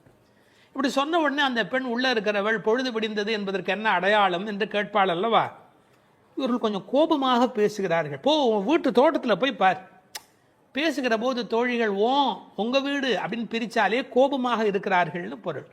உங்கள் புழக்கடை தோட்டத்து வாவியுள், போய் பாரு, உங்க வீட்டு தோட்டம், அதுல ஒரு குளம் இருக்கு, அந்த குளத்துல போய் பாரு என்ன நடந்திருக்குன்னு தெரியும். நீங்க பழைய வாழ்க்கை இருக்கு பாருங்கள், வீடுலேயே ஒரு சின்ன குளம் இருக்கும், பின்பக்கம் போனா பின்னால் அந்த தோட்ட வெளியில ஒரு சின்ன குளம் இருக்கும், அதுல பூக்கள் பூத்து இருக்கும், மீன்கள் விளையாடி கொண்டு இருக்கும். இன்றைக்கும் கேரளாவில் அது மாதிரி சில வீடுகள் உண்டு, வெஸ்ட் பெங்காலில் அது மாதிரி சில வீடுகள் உண்டு. எதற்காக சொல்ல வரேன், இயற்கையோடு இயைந்த வாழ்வு நம்முடைய வாழ்வு. அந்த இயற்கை வளமிக்க வாழ்வையெல்லாம் இழந்துட்டோம். யாழ்ப்பாணத்தில் உண்டு, ஒவ்வொரு வீட்லையும் பெரிய கிணறு இருக்கும், தோட்டம் இருக்கும், தனி வீடாகத்தான் இருப்பாங்க. உங்கள் புழக்கடை தோட்டத்து வாவியுள், உங்கள் வீட்டு தோட்டத்தில் போய் பாரு. நான் என்ன ஊருக்கெல்லாம் உன்னை வெளிப்படையாக போய் பார்க்க சொல்லுகிறேன்னா, நீ உங்கள் வீட்டிலே போய் பாரு. செங்கழு நீர் வாய் நெகிழ்ந்து ஆம்பல் வாய் கும்பினக்கான். அப்படி குளத்தில் தண்ணீர் தேங்கி இருந்தால் அங்கே எல்லா செடி கொடிகளும் செழிப்பாக இருக்கும். தண்ணீர் விடுவதை விட ஒரு குளம் மாதிரி தண்ணீர் தேங்கி இருந்து அதை சுற்றி செடிகள் இருந்தால் நல்ல வளமாக இருக்கும். அல்ல செங்கழு நீர் பூக்கள் இருக்கின்றனவே, அவையெல்லாம் வாய் நெகிழ்ந்து அவை மெல்ல அப்படி மலரத் தொடங்கி விட்டன. மலருதல், நெகிழ்தல், இழகுதல், தளருதல், இறங்குதல், எத்தனை அழகு இருக்கு. மலர் அப்படியே மெல்ல அப்படி நெகிழ்ந்து கொண்டே வரும். ஆம்பல் மலர் இருக்கிறது, அது என்னன்னா சூரிய உதயம் ஆன உடனே அப்படியே மெல்ல கூம்ப தொடங்கிவிடும். அது இருளிலே மலரும், பகலிலே மூடிக்கொள்ளும். செங்கழு நீர் வாய் நெகிழ்ந்து ஆம்பல் வாய் கும்பினகான். செங்கல் பொடி கூரை வெண்பல் தவத்தவர், அதாவது காவியுடை தரித்த துறவிகள். அவர்கள் துணியை எப்படி காவியாக்குவார்கள்னா, செம்மண் கட்டி இருக்கு இல்லையா, செங்கல் நல்ல கல் மாதிரி, அந்த செம்மண் கட்டி எடுத்து பொடிச்சு அதை தண்ணீரில் கரைத்து அதில் வெள்ளை துணியை முக்கி தான் காவியாக அதை மாற்றுவார்கள். கூரைனா துணின்னு அர்த்தம். பொடியினால் தயாரிக்கப்பட்டது செங்கல் பொடி, சிவந்த செம்மண் கட்டி பொடியினாலே காவி. பழைய காலத்திலையும் பொங்கலுக்கு முன்பு எல்லார் வீட்லேயும் காவியும் வெள்ளையும் அடிப்பது என்பது ஒரு வழக்கம் உண்டு. காவி மண் அதை சுற்றி வீட்டில் அடித்து வைப்பார்கள். அப்படிப்பட்ட செங்கல் பொடி கூரை வெண்பல் தவத்தவர். இதில் என்ன ஒரு குறிப்பு இருக்குன்னா, அந்த துறவிகளுக்கு பல்லு விளவிலேன்னு இருக்குன்னு. எதுக்காக இதை சொல்லணும்? பழைய மரபு எப்படின்னு கேட்டால், சமண துறவிகள் பல் விளக்க மாட்டார்கள், அவர்களுடைய பல் அமைப்பு வேறையாக இருக்கும். சைவ வைணவ சன்னியாசிகள் பல் விளக்குவார்கள். அதனால வெண்பல் தவத்தவர், மைல்டு அந்த வித்தியாசத்தை ரொம்ப அழகாக சட்டில் அப்படி சொல்லி கொண்டு போகிற ஒரு அழகு. இதை விட உடல் கூறு பற்றி ஒரு புத்தகம் படித்தேன், அதில் ஒரு குறிப்பு இருக்கு. மனித குல வரலாற்றிலேயே மனிதர்களை ரெண்டா பிரிக்கிறார்கள், வெள்ளைப்பல் வகையரா மஞ்சள் பகல் வகையரா அப்படின்னு. வேதத்தில் ருக்வேதத்தில் ஒரு ஸ்லோகமே இருக்கிறதா, எங்கள் பல் மஞ்சள் நிறம் அடையாதபடி இருக்கட்டும் அப்படின்னு பிரார்த்தனை செய்வதா ருக்வேதத்தில் ஒரு ஸ்லோகமே இருக்கிறதா. எனவே வெள்ளைப்பல்லுடைய துறவிகள் தங்கள் திருக்கோயில் செங்கிடுவான் போதந்தார். சைவ வைணவ சன்னியாசிகள்னு சொல்லணும், ரொம்ப வலிந்து சில பேர் வைணவ சன்னியாசிகள் மட்டுமே என்று சொல்வார்கள். தங்கள் திருக்கோயிலுங்கிற வார்த்தை தான் நமக்கு அதை நல்ல பிரித்து கொடுக்கும். அவங்கவுங்க கோயிலை திறந்து வைக்கிறதுக்கு போகிறாங்க. தங்கள் திருக்கோயில், தங்களுடைய கோயில். சங்கிடுவான்னு சொன்னால் சாவி போட்டு திறக்கணும், அதுக்கு சங்குன்னு பேர். சாவிக்கு சங்குன்னு பேர். இன்னொரு பொருள் கோயில் திறக்கிற போது சங்கு ஊதுகிற வழக்கமும் உண்டு, மங்கள பொருளாக சங்கு ஊதுகிற வழக்கமும் உண்டு. தங்கள் திருக்கோயில் சங்கிடுவான் போதந்தார், கோயிலை திறப்பதற்காக போய்விட்டார்கள். எங்களை முன்னம் எழுப்புவான் வாய்பேசும் நங்காய் எழுந்திராய் நானாதாய் நாவுடையாய். எங்களை முன்னாடி எழுப்புறேன்னு சொன்னியம்மா, ஆனால் இப்போ வெட்கம் இல்லாமல் தூங்கி கொண்டிருக்கிறாயே. அப்போ நானாதாய் நாவுடையாய், இந்த நாவுடையாய்ங்கிற சொல்லுக்கு எப்படி பொருள் சொல்வது? அதாவது நாவினுடைய பயனே என்ன என்பதை இளங்கோடிகள் சிலப்பதிகாரத்தில் சொன்னார். பஞ்சவர்க்கு தூது நடந்தானே ஏத்தாத நா என்ன நாவே. வடவரையை மத்தாக்கின்னு ஒரு பாட்டு வரும் இல்லையா, அந்த பாடல்ல பஞ்சவர்க்கு தூது நடந்தானே ஏத்தாத நா என்ன நாவே, நாராயணா என்னாத நா என்ன நாவே. சிலப்பதிகாரத்தில் இளங்கோடிகள் சொல்லுகிறார், நாவினுடைய பயனே நாராயணனுடைய நாமத்தை சொல்லுவது என்று. அப்படி எங்களை எழுப்புறேன்னு பேசுறதுக்கு உனக்கு நாக்கு கொடுக்கல, நீ கடவுள் திருநாமம் சொல்லுவதற்கு தான் உனக்கு நாக்கு கொடுத்திருக்கிறார்கள். உன்னுடைய நாவை பயன்படுத்த வேண்டாத இடத்தில் பயன்படுத்திய குற்றமும், பயன்படுத்த வேண்டிய இடத்தில் பயன்படுத்தாத குற்றமுமாய் 2 குற்றங்கள் செய்து கொண்டிருக்கிறாயே, நியாயமா? சங்கோடு சக்கரம் ஏந்தும் தடக்கையன். நம்ம எப்படிப்பட்ட சங்கு கையில் ஏந்தி இருக்கிறான், அதெல்லாம் ஆழ்வார்கள் அனுபவித்திருக்கிறார்கள். சிலப்பதிகாரத்திலேருந்தே சொல்லுகிறானே, பகைவன் சங்காழியும் பால்வெண் சக்கரமும் தகைபெரு தாமரை கையில் ஏந்தி அப்படின்னு சங்கு சக்கரம் கையில் வைத்துக் கொண்டிருக்கிறான் ஸ்ரீமன் நாராயணன். சங்கோடு சக்கரம் ஏந்தும் தடக்கையான். தடம் தோள்னா வலிமையான, கையில் புஜ பராக்கிரம, உனக்கு தோள்கள் அவ்வளோ வலிமையான தோள். அப்படிப்பட்டவன் பங்கைய கண்ணனை பாடேலோர் எம்பாவாய். அவனுடைய கண்ணழகில் ஈடுபட வேண்டாமா? தாமரை போன்ற கண்கள் உடையவன் அல்லவா பங்கைய கண்ணன், தாமரையை ஒத்த கண்களை உடையவன். பெருமாளுக்கு தாமரை கண்ணன் பல காரணத்தினால பேர். தாமரை போல் சிவந்தது. அந்த யோகத்துயில் இருக்கும்போது தாம் அரைக்கண்ணன், பாதி மூடியும் பாதி திறந்தும் இருக்கக்கூடிய தாம் அரைக்கண்ணோடு விளங்குகின்றவன் பங்கைய கண்ணனை பாடேலோர் எம்பாவாய். திருப்பாணாழ்வார் அந்த பெருமாளுடைய திருக்கோலத்தை அனுபவிக்கிற போது கரியவாகி புடைபெயர்ந்து மெளிர்ந்து செவ்வரி ஓடிய நீண்ட பெரிய கண்கள், அடாடாடா, அந்த கண்ணழகில் மயங்கி போய் பேசுகிறார். கரியவாகி புடை பெயர்ந்து, கண் எப்படி இருக்கணுங்கிறதுக்கான வர்ணனை பாருங்க. புடை பெயர் நல்ல அப்படி முட்டை கண்ணு நல்ல மேலே வந்து நிற்கிறது. கரியவாகி புடை பெயர்ந்து மெளிர்ந்து, அந்த கண்ணிலேயே ஒரு ஒளி இருக்கணும், அப்படியே அதுலேருந்து ஒரு விதமான வெளிச்சம் புறப்படணும். செவ்வரி ஓடிய நீண்ட பெரிய கண்கள், அடேப்பா நீளமான கண்ணாவும் இருக்கணும். அவ்வளவு கண்ணழகு உடையவன் எம்பெருமான் பங்கைய கண்ணனை பாடேலோர் எம்பாவாய். நம்முடைய கண்ணின் பயன் அந்த கண்ணை கண்டு மகிழ்வது, நாவின் பயன் அவன் புகழ் பேசுவது. அதையெல்லாம் விட்டுவிட்டு இப்படி தூக்கத்தில் என்ன சுகம் என்று படுத்திருக்கிறாய், எழுந்திரம்மா எழுந்திரு என்று எழுப்புவதாக இந்த திருப்பாடல் அமைந்திருக்கிறது.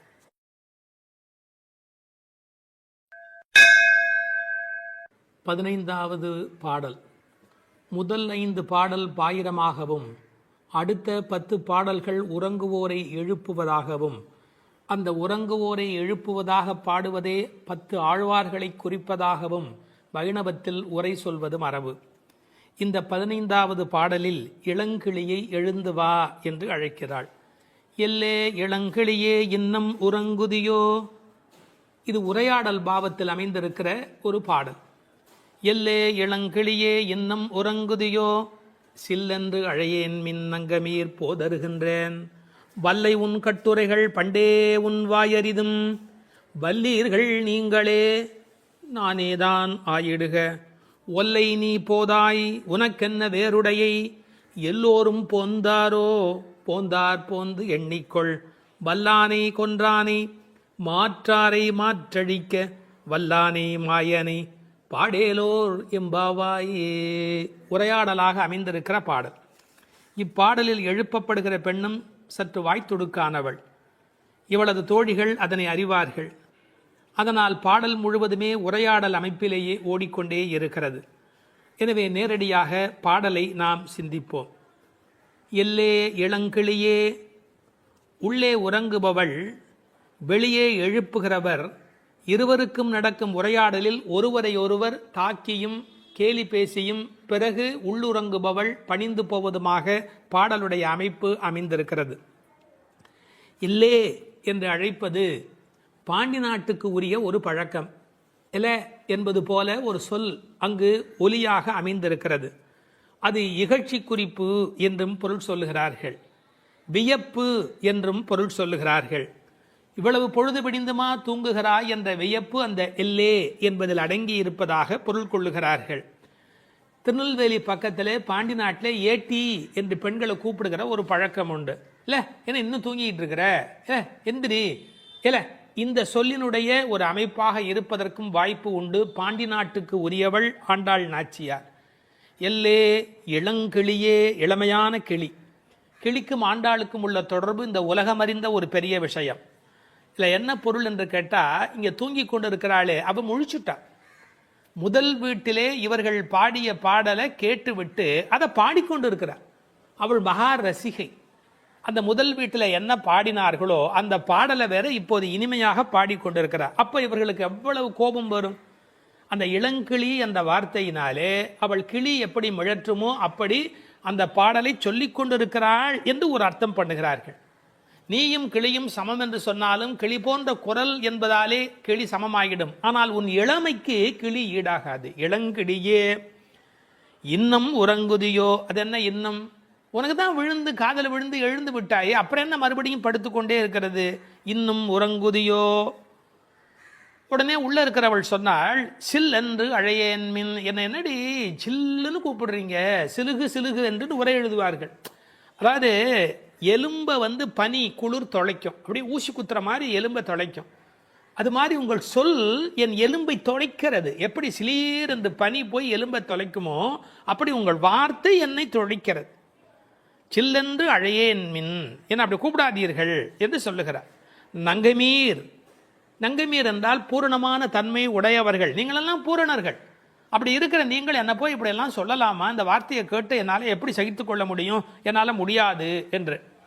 இவர்கள் என்ன சொல்லுகிறார்கள், நீ கிருஷ்ணனை அனுபவித்துக் கொண்டு படுத்திருக்கிறாய், அவ என்ன நினைக்கிறா, அந்த கிருஷ்ணானுபவத்தில் இவர்கள் அழைப்பதே இடையூறாயிற்றுன்னு நினைக்கிறாளோ என்று ஒரு பொருள் சொல்வார். அதுக்கு நீங்க யாரும் நினைத்து பார்க்க முடியாத ஒரு உரை வைணவத்தில் ஒரு அற்புதம். பெருமாள் கோயிலில் போய் உட்கார்ந்துருக்கிறோம், ஒரு நல்ல காலட்சேபம் கேட்டுக்கொண்டிருக்கிறோம், அருமையாக ஒரு மனிதர் பாசுரத்துக்கு வியாக்கியானம் சொல்லி கொண்டிருக்கிறார். அப்போ அந்த கோயிலுக்கு உள்ளே இருந்து பலிமூர்த்தி அது வெளியில டம் டம் டம் என்று ஒலி எழுப்பு கொண்டு வந்தா, இங்க நல்ல காலட்சேபம் கேட்பதற்கு அந்த பெருமாள் எழுந்தருளுவதே கொஞ்சம் லேசா ஒரு ஒரு ஒரு அசௌகரியமா தெரியாதா? இது என்னுடைய வார்த்தை அல்ல. திருவரங்கத்தில் சந்திர புஷ்கரிணி கரையில் திருப்புன்னை மரத்தின் கீழே பெரியோர்கள் பலர் கூடி திருவாய்மொழி அர்த்தானுசந்தானம், அர்த்தத்தை அனுசந்தானம் பண்ணி கொண்டிருக்கிறது. அர்த்தானுசந்தானம் பண்ணி கொண்டிருக்கிற போது பலி சாதிக்க செல்வர் எழுந்தருளியது, அந்த மூர்த்தி எழுந்தருளியது அவர்களுக்கு அசகியமாக இருந்தது. அதாவது ரசிக்க முடியாததாக இருக்கிறது, அதை ஏற்றுக்கொள்ள முடியாததாக இருக்கிறது. உற்சவமூர்த்திகளில் ஒருவர் எழுந்து வருகிறார், இந்த காலட்சேபம் கேட்டுக்கொண்டிருக்கிற போது அதுவே அசௌகரியமாக அவர்களுக்கு தெரிகிறது. கொஞ்சம் யோசிச்சு பாருங்க. அது மாதிரி இவள் அனுபவித்துக் கொண்டிருக்கிறாள் கண்ணனை, இவங்க வாசல்லேருந்து கூப்பிடுறது அனுபவத்துக்கு தான் கூப்பிடுகிறார்கள், ஆனால் அதுவே ஒரு மாதிரி சில்லுன்னு கூப்பிடுற மாதிரி இருக்கிறதா. இவர்கள் பேச்சு கிருஷ்ணனை மனத்தால் அனுபவிக்கும் சுகத்திற்கு இடையூறு ஆயிற்று. அதனால அவர் சொன்னான், நங்கை மீர் பூரணமான நீங்கள் என்னை இப்படி அழைக்காதீர்கள், போதருகின்றேன், வந்து விட்டேன், வர்றேன் வர்றேன், இதை வந்துடுறேன் அப்படின்னு. சில பேர் வர்றேன் வர்றேன்னு சொல்வார்களே ஒழிய சொல்லியே காலத்தை ஓட்டி கொண்டிருப்பார்கள், வரமாட்டார். கண்ணனை யசோதை அழைக்கிறா, போதர் கண்டாய் இங்கு போதர் கண்டாய், போதரேன் என்னாதே போதர் கண்டாய். இந்த வர்றேன் வர்றேன்னு சொல்லி டயத்தை எடுத்துக்காதே. போதர் கண்டாய் இங்கு போதர் கண்டாய், போதரேன் என்னாதே போதர் கண்டாய். பெரியாழ்வார் திருமொழியில் வருகிறது. சில பேர் வீட்டில் புறப்படும் போது மனைவியை கிளம்பலையா வரலையா அப்படின்னு கேட்பார்கள். அந்த அம்மா ஒரு பதில் சொல்வார்கள், 5 நிமிஷத்தில் வர்றேன்னு அரை மணி நேரமாக சொல்கிறேனே உங்களுக்கு புரியலையாம்பாங்க. 5 நிமிஷத்தில் வர்றேன்னு அரை மணி நேரமாக சொல்கிறேனே உங்களுக்கு புரியலையா அப்படின்னு. அது மாதிரி வர்றேன் வர்றேன்னு சொல்லியே காலத்தை கடத்தி கொண்டிருக்கிறாள். போதருகின்றேன். உடனே வெளியில் இருக்கிறவங்களாம் சொன்னாங்க, வல்லை உன் கட்டுரைகள் பண்டே உன் வாயறிதும், நீ வாயாடி, எங்களுக்கு தெரியாதா உன்னை பற்றி, நீ என்ன பேச்சு பேசுவேன், இட்டுக்கட்டி பேசுறது ரொம்ப கெட்டிக்காரி. அதாவது நடக்காது நடந்ததா சொல்கிற மாதிரி வர்றேன் வர்றேன்னு சொல்கிறிய ஒழிய நீ கிளம்ப மாட்டேங்கிற. கட்டுரைகள், கட்டி உரைத்தல் கட்டுரை, வல்லை உன் கட்டுரைகள், அதில் நீ ரொம்ப கெட்டிக்காரி, வாயாடி, இட்டுக்கட்டி சொல்கிறதுல ரொம்ப கெட்டிக்காரி. பண்டே உன் வாய் அறிதம், உன் வாய் என்னன்னு எங்களுக்கு அப்பவே தெரியும், முன்னமே உன் வாயை தெரியும். இப்போ உள்ள இருந்த பெண்ணுக்கு அழுக வந்துடுத்து. தன்னை வெளியில் இருக்கிறவங்களாம் இப்படி பேசினார்கள். ஒன்று வல்லீர்கள் நீங்களே, என்ன வாயாடின்னு சொல்லாதீங்கடி, நீங்கள் தான் வாயாடிங்க, வல்லீர்கள் நீங்களே. இப்போ வெளியில் இருப்பவர்களுக்கும் உள்ள இருப்பவர்களுக்கும் இடையில அந்த மோதல் வெடிக்கிறது. ஆனால் உள்ள இருக்கிற பெண் பாருங்க, முதல்ல ஒரு வார்த்தை சொல்லிட்டா, என்ன வாயாடின்னு சொல்றீங்க, நீங்கள்லாம் தான் வாயாடி அப்படின்னு கோவத்தில் பேசினவ ஒரு செகண்டுக்குள்ள தன்னை பற்றி யோசிச்சுட்டு நானே தான் ஆகிடுகிறேன். ஆஹா, இதுதான் ஸ்ரீ வைஷ்ணவ லட்சணம் என்று சொல்வார்கள். அதனால தான் அழகிய மணவாள பெருமாள் நாயனார் திருப்பாவை ஆகிறது இப்பாட்டு இரே என்று எழுதி வைத்தார். அது ஏன் இந்த பாட்டுக்கு அவ்வளோ சிறப்பு? ஸ்ரீ வைஷ்ணவர்கள் தவறு இன்னொருவருடையதாக இருந்தாலும் கூட பண்பு நலன் கருதி அது என் தப்பாவே இருந்துட்டு போட்டோம் அப்படின்னு பரதாழ்வானை போல ஒப்புக்கொள்கிற பண்பு இருக்கணுமா. வல்லீர்கள் நீங்களே, நீங்க தான் வாயாடின்னு வெளியில இருக்கிறவங்கள பார்த்து சொன்னவ, நானே தான் ஆயிடுக, நான் தான் அந்த வாயாடியா இருந்துட்டு போறேன், என்ன விடுங்கடி, நானே தான் ஆயிடுக அப்படின்னு. இதை எப்படி அனுபவிப்பார்கள்? இதை விளக்குவதற்காகவே ஆண்டாள் உரையாடல் பாணியில இந்த பாடலை எழுதுகிறார். ஏன் இதை வெறுமனை நீதி போதனை மாதிரி பாகவதர்கள் அடங்கி இருக்க வேண்டும்னு சொல்லக்கூடாதா அப்படின்னா, இந்த உரையாடல் இருக்கிற போது அதில் கிடைக்கக்கூடிய அந்த ஒரு சுகம் இருக்கு இல்லையா, ஏன் அனுஷ்டான ரூபமாக அது கிடைக்கும், உபதேச ரூபமாக இல்லாம, யாரோ அறிவுரை சொல்லுகிற உபதேசமா இல்லாம பின்பற்றுதல் என்கிற அனுஷ்டான ரூபமாக கிடைப்பதற்காக உரையாடல் பாணியில இதை ஆண்டாள் நாச்சியார் கொண்டு போகிறாள். சரி, இப்ப அடுத்த கேள்வி கேட்டார்கள், வெளியில நிக்கிறவங்கலாம் அப்ப பக்தியோட ஆமாமா நாங்க தான் வாயாடின்னு ஒத்துக்க கூடாதா? அப்ப ஒத்துக்கிட்ட பிறகாவது மன்னிப்பு கேட்க கூடாதா? அப்ப வெளியில இருக்கிறவங்களுக்கெல்லாம் ஸ்ரீ வைஷ்ணவ லட்சணம் இருக்க வேண்டாமா? அப்படி வியாக்கியானத்துல ஒரு வரி எழுதினார்கள், உலகத்துல உத்தம அதிகாரிகள் பல பேர் கிடைப்பது அரிது, 1-2 பேர் தான் கிடைப்பாங்க. சரி, தவற ஒத்துக்கிறதுலயே எத்தனை வகை? முதல் விஷயம், செய்த தவறை ஒப்புக்கொள்ள மறுப்பார்கள். இது முதல் வகை. 2, சிரமப்பட்டு ஒப்புக்கொள்வார்கள்.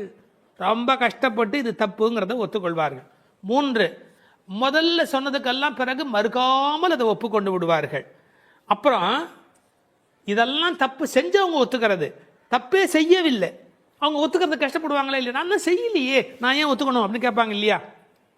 செய்யாத ஒன்றை ஒப்புக்கொள்வது என்பது மிக மிக மிக உயர்ந்த ஒரு பெரிய உயர்ந்த நிலை. இதை இந்த பெண் ஏற்றுக்கொள்கிறாள். நானே தான் ஆயிடுக அப்படின்னு. இதுக்கு வியாக்கியானம் பண்ணும்போது சொல்வார்கள், இப்போ ஒரு உபன்யாசம் ஆரம்பிக்கிற ஒருவர் ரொம்ப பணிவா, அடியேன் அறிவு குறைந்தவன்னு சொல்லி பணிவா ஆரம்பிப்பார். கீழேந்து ஒருத்தர் எழுந்துச்சு, ஆமாம் சுவாமி உமக்கு அறிவு கம்மின்னு மட்டும் சொல்லி பார்க்கட்டுமே, கேட்கிறவருடைய கோபம் எங்கே போய் நிற்கும்? அதாவது உபதேச அளவில் இருக்கக்கூடாது, அனுஷ்டான ரூபத்தில் இருக்க வேண்டும் என்பதற்கு உள்ள இருக்கிற பெண் அடையாளம். அதனால் இந்த பாடல் தான் ஸ்ரீ வைஷ்ணவ லட்சணம் என்று எழுதுவார்கள். அப்புறம் உடனே வாசல் இருக்கிறவங்க ஆரம்பிச்சாங்க, ஒல்லை நீ போதாய் உனக்கென்ன வேறுடை. இப்போ மறுபடியும் சீன்றாங்க. அவள் பணிஞ்சு போனதுக்கு அப்புறமும் உள்ள இருக்கிறவள் பணிந்த பிறகும் கூட, என்ன வெறும் வாய்ப்பேச்சா, வா வெளியில வா, உனக்கென்ன வேறுடைய, நீ என்ன தனியாக அனுபவிக்கிறியா அப்படின்னு. எதுக்காக மறுபடியும் சீன்றாங்க? அவள் தான் பணிஞ்சு போயிட்டாளே அப்படின்னு. இவன் நிஜமாவே பணிஞ்சுட்டாளா இல்லையா அப்படிங்கிறத பார்க்கறதுக்காக அவன் நிஜமாவே பணிஞ்சுட்டான். அதில் தோற்று போகிறா பாருங்க. ஒரு வார்த்தை எழுதுவார்கள், தோற்றவர்கள் வென்றார்கள் என்று பொருள். சாரி அப்படின்னு சொல்றது உதட்டிலேருந்து வரக்கூடாது, உள்ளத்திலேருந்து வரணும். அப்படி ஒல்லை நீ போதாய் உனக்கென்ன வேறுடைமை என்று கேட்டபோது கூட என்ன கேட்டா, எல்லாரும் வந்தாரோ, எல்லாரும் போந்தாரோ, எல்லாரும் வந்துட்டாங்களா அப்படின்னு. ஏன் எல்லாருமா சேர்ந்து போகிற சம்பந்தம் ரொம்ப முக்கியம். இதுக்கு ஒரு உதாரணம் எழுதுவார்கள். கூரத்தாழ்வான் ஸ்ரீரங்கத்துக்கு போகிறார். பார்வை இழந்ததுக்கு பிறகு அங்கே வாசலில் இருக்கிறவன் சொல்கிறான், ராமானுஜரோடு சம்பந்தப்பட்டவர்கள் உள்ளே போக முடியாது, நீர் போகக்கூடாது அப்படின்னு. அப்போ இன்னொரு காவலன் சொன்னான்னா, நீர் நல்லவர், விரோதிகள் இல்லாதவர், பரவாயில்ல, நீர் போய் பெருமாளை தரிசனம் பண்ணும் அப்படின்னு. அப்போ கூரத்தாழ்வான் ஒரு வார்த்தை சொல்கிறார். என்ன சொல்கிறார்?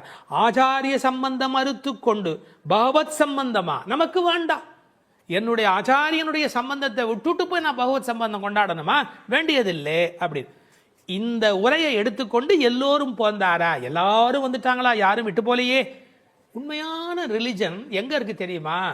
எல்லாரும் நல்லா இருக்கணும் அப்படிங்கிற கருத்துல சமயத்தின் உண்மை லட்சணத்தை வெளிப்படுத்தினார்கள். வல்லானை கொன்றானை, வல் பிளஸ் ஆனை, மிக கொடூரமாக வந்த குவாலய பீடம் என்ற யானையை கொன்றவனை, மாற்றாரை மாற்றழிக்க வல்லானை, எதிரிகளுடைய எதிரித்தன்மையை அழிப்பவனை அல்லது எதிரிகளையே அழிப்பவனை, மாற்றாரை, மாற்றார்னா எதிரிகள், மாற்றழிக்க வல்லானை. வல்லானைன்னா இது ஆண்பால். முதல் வல் பிளஸ் ஆனை, அது யானையை குறிப்பது. மாயனை பாடேலோர் எம்பாவாய், மாயத்தில் வல்லவனை பாடுவோம் என்று இந்த பாடல் நிறைவு பெறுகிறது. 16ஆம் பாட்டு நாயகனை எழுப்பும் நடுநாயகமான பாட்டு. நாயகனாய் நின்ற நந்தகோபனுடைய கோயில் காப்பானே, கொடித்தோன்றும் தோரண வாயில் காப்பானே, மணிக்கதவம் தாழ்த்திரவாய், ஆயர் சிறுமியரோமுக்கு அரை பறை மாயன் மணிவண்ணன் நென்னரே வாய் நேர்ந்தான், தூயோமாய் வந்தோம் துயில் எழப்பாடுவான், வாயால் முன்னம் முன்னம் மாற்றாதே அம்மா நீ, நேய நிலைக்கதவம் நீக்கேலோர் எம்பாவாய். ஆயர்பாடியின் தலைவனாய் விளங்குகின்ற நந்தகோபரின் அரண்மனையை காவல் செய்கின்றவரே, கொடி பறக்கின்ற தோரண வாயிலை காத்து நிற்பவரே, அழகிய அரண்மனை கதவுகளை திறந்து எங்களை உள்ளே அனுமதிக்க வேண்டும். நாங்கள் ஆயர் சிறுமிகள், எங்களுக்கு நோன்புக்கு அங்கமான பறையை தருவதாக நேற்றே எங்கள் கண்ணன் வாக்களித்திருக்கிறார். அதனை பெறுவதற்கு என்றே தூய்மையாக அவனுக்கு பள்ளி எழுச்சி பாடுவதற்காக நாங்கள் வந்திருக்கிறோம். உன் வாயினால் மறுத்து சொல்லிவிடாதே. நிலையுடன் பொருந்தி இருக்கின்ற கதவை உன் கைகளால் திறந்து வழிபட வேண்டும். பொதுவாக முறையறிந்து செல்ல வேண்டும் என்பது விதி. பெரிய பதவியில் இருப்பவர்களை நெருங்க வேண்டுமென்றால் அவர்களது அணுக்கத் தொண்டர்களை முதலில் நெருங்கி அவர்கள் மூலம் நெருங்குவதே நல்லது என்கிற அபிப்பிராயத்தில் நாயகனாய் நின்ற நந்தகோபனுடைய கோயில் காப்பானே என்று அவனிடத்தில் வேண்டுகிறார்கள் இந்த பிள்ளைகள். பொதுவாக நாயகனாய் என்பது கண்ணனுக்கு மட்டுமே பொருந்துகிற பதம். என்றாலும் கண்ணனுடைய தகப்பனார் என்பதனாலே இவருக்கும் அந்த மரியாதை பொருந்திற்று. அந்த நந்தகோபனுடைய கோயில் காப்பானே என்று நேரடியாக நாம் போகலாம் என்றாலும் நந்தகோபனிடத்தில் கண்ணபெருமான் கோல்கீழ்கன்றாய் அடங்கி இருக்கின்றவன். அவனை அதட்டி ஆளுகிற பேறு பெற்றமையினாலே, உலகநாயகனை அடக்கி ஆளுகிற பேறு பெற்றமையினாலே இவனும் நாயகன். ராமாயணத்திலே சீத்தையோடு புஷ்பக விமானத்தில் ராமர் திரும்பி வருகிற காலத்தில் அயோத்தியை கைகாட்டி, இதோ என் தகப்பனாருடைய ராஜதானி என்று சொன்னதாக ஒரு வரலாறு உண்டு. தன்னுடைய நாடு என்பதை காட்டிலும் தன்னுடைய தகப்பனாருடைய நாடு என்று சொல்வதிலே ராமபிரான் எப்படி உகக்கிறானோ அப்படி கண்ணனும் தன்னுடைய தகப்பனாகிய நந்தகோபனை கொண்டாடினால் உகப்பான் என்பதற்காக நந்தகோபனை கொண்டாடுகிறார்கள். கோயிலுக்குள் போகிற போது கூட ஜெய விஜயர்கள், க்ஷேத்திர பாலர்கள் இவர்களையெல்லாம் வணங்கிவிட்டு செல்வதாகத்தான் மரபு. இந்த பாடலிலே ஒரு நுட்பத்தை கவனிக்க வேண்டும். நீராட நீராட என்று பெண்களை எழுப்பியவர்கள் நீராடுவதற்கு யமுனைக்கோ பொய்கைக்கோ போகவில்லை. நேராக நந்தகோபருடைய திருமாளிகைக்கு வந்திருக்கிறார்கள் என்று சொன்னால் இவர்கள் நந்தகோபருடைய திருமகனோடு நிகழ்த்துகிற அந்த சம்பாதம்தான் உண்மையான நீராட்டு. இப்போது கோயில் காப்பானே என்பதற்குரிய விளக்கத்தை பார்ப்போம். திருமாளிகையை காவல் செய்து கொண்டிருப்பவனே என்பது வெளிப்படையான பொருள். ஆனால் மரபு கருதி ததீயரை முன்னிட்டே பகவானை பற்ற வேண்டும் என்று அவன் காலில் விழுகிறார்கள் என்று சொல்வார்கள். அதாவது ஆண்டவனுக்கு உரிய அணுக்கத் தொண்டர்களை நாம் மதித்தால் மட்டுமே ஆண்டவன் பிரீத்தி அடைகிறார். எனவே அவனுடைய காலிலும் விழுவதற்கு அவர்கள் தயாராக இருக்கிறார்கள். அவனுடைய மாளிகையிலே தோரண கொடி நாட்டப்பட்டிருக்கிறது, அடையாளம். அது எந்நேரத்தில் வந்தாலும் இது நந்தகோபன் திருமாளிகை என்று தெரிவதற்கு ஏற்ப தோரணமும் கொடிவாயிலும் அங்கே துலங்குகிறது. கொடி தோன்றும் வாயில் காப்பானே. கோயில் காப்பான் என்பவன் வெளிப்புறத்தினுடைய திருமாளிகையின் காவலில் இருக்கிறவன். அடுத்த மதில் வாசலில் காவலுக்கு இருக்கிறவன் வாயில் காப்பான். அவனிடத்திலும் இவர்கள் வேண்டுகிறார்கள். இதை ஒரு கற்பனையான உரையாடலாக உரை சொல்லுகிறவர்கள் பேசுவது வழக்கம். நாங்கள் காவல்காரர்கள், எங்கள் கண்ணனுக்கு யாராலே என்ன நலிவு வரும் என்று தெரியாது, அதனால் யாரையும் அனுமதிக்க முடியாது என்று அவர்கள் தயக்கம், பயம், அகாலம் காரணமாக துயில் எழுப்பவும் கூடாது என்ற எண்ணத்தினாலே அவர்கள் மறுப்பதற்கு வாய்ப்பு உண்டு. இதற்கெல்லாம் பதில் சொல்வது போல இந்த பெண்கள் பேசுவது போல உரையாடலாக உரை காண்பது என்பது வழக்கம். விஸ்வாமித்திரர் ராமனை எழுப்பவில்லையா? கௌசல்யா சுப்ரஜா ராமபூர்வா சந்தியா பிரவர்த்ததே என்று திருப்பள்ளி எழுச்சி சுப்பிரபாதம் பாடவில்லையா? அது மட்டுமல்ல, ஆழ்வாரும் பாடுகிற போது அரவணை ஆயரேரே அம்மமுன்ன துயில் எழாயே, சாப்பிடவாப்பா, அரவணை ஆயர் ஏரே அம்மமுன்ன துயில் எழாயே என்று எழுப்பினார் அல்லவா? அரங்கத்தம்மா பள்ளி எழுந்தருளாயே என்று எழுப்பவில்லையா? எனவே துயில் எழுப்புவதற்கு முன்னுதாரணங்கள் உண்டு என்று பொருள் கொள்ள வேணும். அது மட்டுமல்ல, உண்மையிலேயே உறங்குவோரை எழுப்புவது வேண்டுமானால் அபசாரமாக இருக்கலாம். ஆனால் உறங்குவது போல் யோக நித்திரை கொள்ளுகிறவரை எழுப்புவது அவர்களுக்கு உபகாரம். யார் வந்து அழைப்பார்களோ, யாராலே யாருக்கு என்ன நலிவு வருமோ, நாம் போக வேண்டி இருக்குமே என்று செவிதீட்டி பெருமாள் படுத்திருக்கிறார். அரங்கன் படுத்திருப்பதை செவிதீட்டி பெருமாள் படுத்திருக்கிறார் என்று உரை எழுதுவார்கள். யார் கூப்பிடுவார்களோ என்று காத்திருக்கிறார். அப்படி இருக்கிற போது அவனை பள்ளி எழுப்புவது உபகாரம் தானே, அபசாரம் அல்லவே. மணிக்கதவம் என்று கதவை கொண்டாடுகிறார்கள். உரையாசிரியர்கள் சொல்கிறார்கள், புகுவாரை தன் அழகாலே கால் கட்டும் கதவு. அந்த கதவை தாண்டி போகிறவர்கள் ஒரு வினாடி அதை பார்த்து ரசிக்காமல் போகவே முடியாது. மாடியிலே ரொம்ப தூரம் ஏறி போகிற இடத்திலே பெரிய கண்ணாடி வைத்திருப்பார்கள். மாடிப்படிகள் ஏறுகிற இடத்துல யாரா இருந்தாலும் நின்று ஒரு வினாடி தன் உருவத்தை பார்த்து விட்டுத்தான் போவார்கள். இது மனித உலகியல். அதுபோல் ஒரு வினாடி நிறுத்தக்கூடிய வலிமையுடைய அந்த கண்ணாடியை போல இந்த கண்ணாடி கதவு, அதை பார்த்தால் ஒரு வினாடி நின்று கால்கட்டும் கதவு. இந்த பெண்கள் என்ன சொல்லுகிறார்கள்? ஆயர் சிறுமியோரோமுக்கு, அதாவது வாசல் காப்பவன் சொல்லறாம், எவ்வளவு பேராலே கண்ணனுக்கு ஆபத்து தெரியுமா, அதனால் நாங்கள் காவல் காத்து கொண்டிருக்கிறோம். ராமனுக்கு சூர்பனகினாலே ஆபத்து வந்தது, கிருஷ்ணனுக்கு பூதனையினாலே ஆபத்து வந்தது. இந்த பெண்கள் சொல்லுகிறார்களாம், நாங்கள் என்ன சூர்பனகையா, பூதனையா, ஆயர் சிறுமி, வெரி இன்னசென்ட் கேர்ள்ஸ், எந்த விதமான சூதுவாதம் தெரியாத ஆயர்குல பெண்கள், நாங்கள் சிறுமியர். இதில் ஒரு பெரிய ஆச்சரியம், இந்த பெண்கள் ஏன் ஒருவரை ஒருவர் எழுப்பிக் கொண்டு இப்போது வந்தார்கள் என்பதை நாம் புரிந்து கொள்ள வேண்டும்.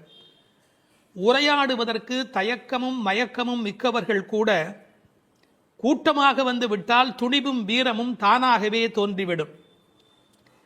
அது மட்டுமல்ல, இன்றும் உலகியலில் தனி மனிதர்களை காவலர்கள் அலட்சியமாக கையாளுவது என்பது பழக்கம்.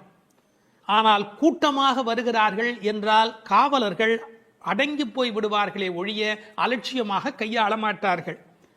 எனவே இந்த சிறுமியர்கள் ஒரு கூட்டமாக வந்திருக்கிறோம் என்பதை ஆயர் சிறுமியோருமுக்கு என்று அவர்கள் விளக்குகிறார்கள். நாங்கள் ஒரு பெரிய கூட்டம், ஞாபகம் இருக்கட்டும்.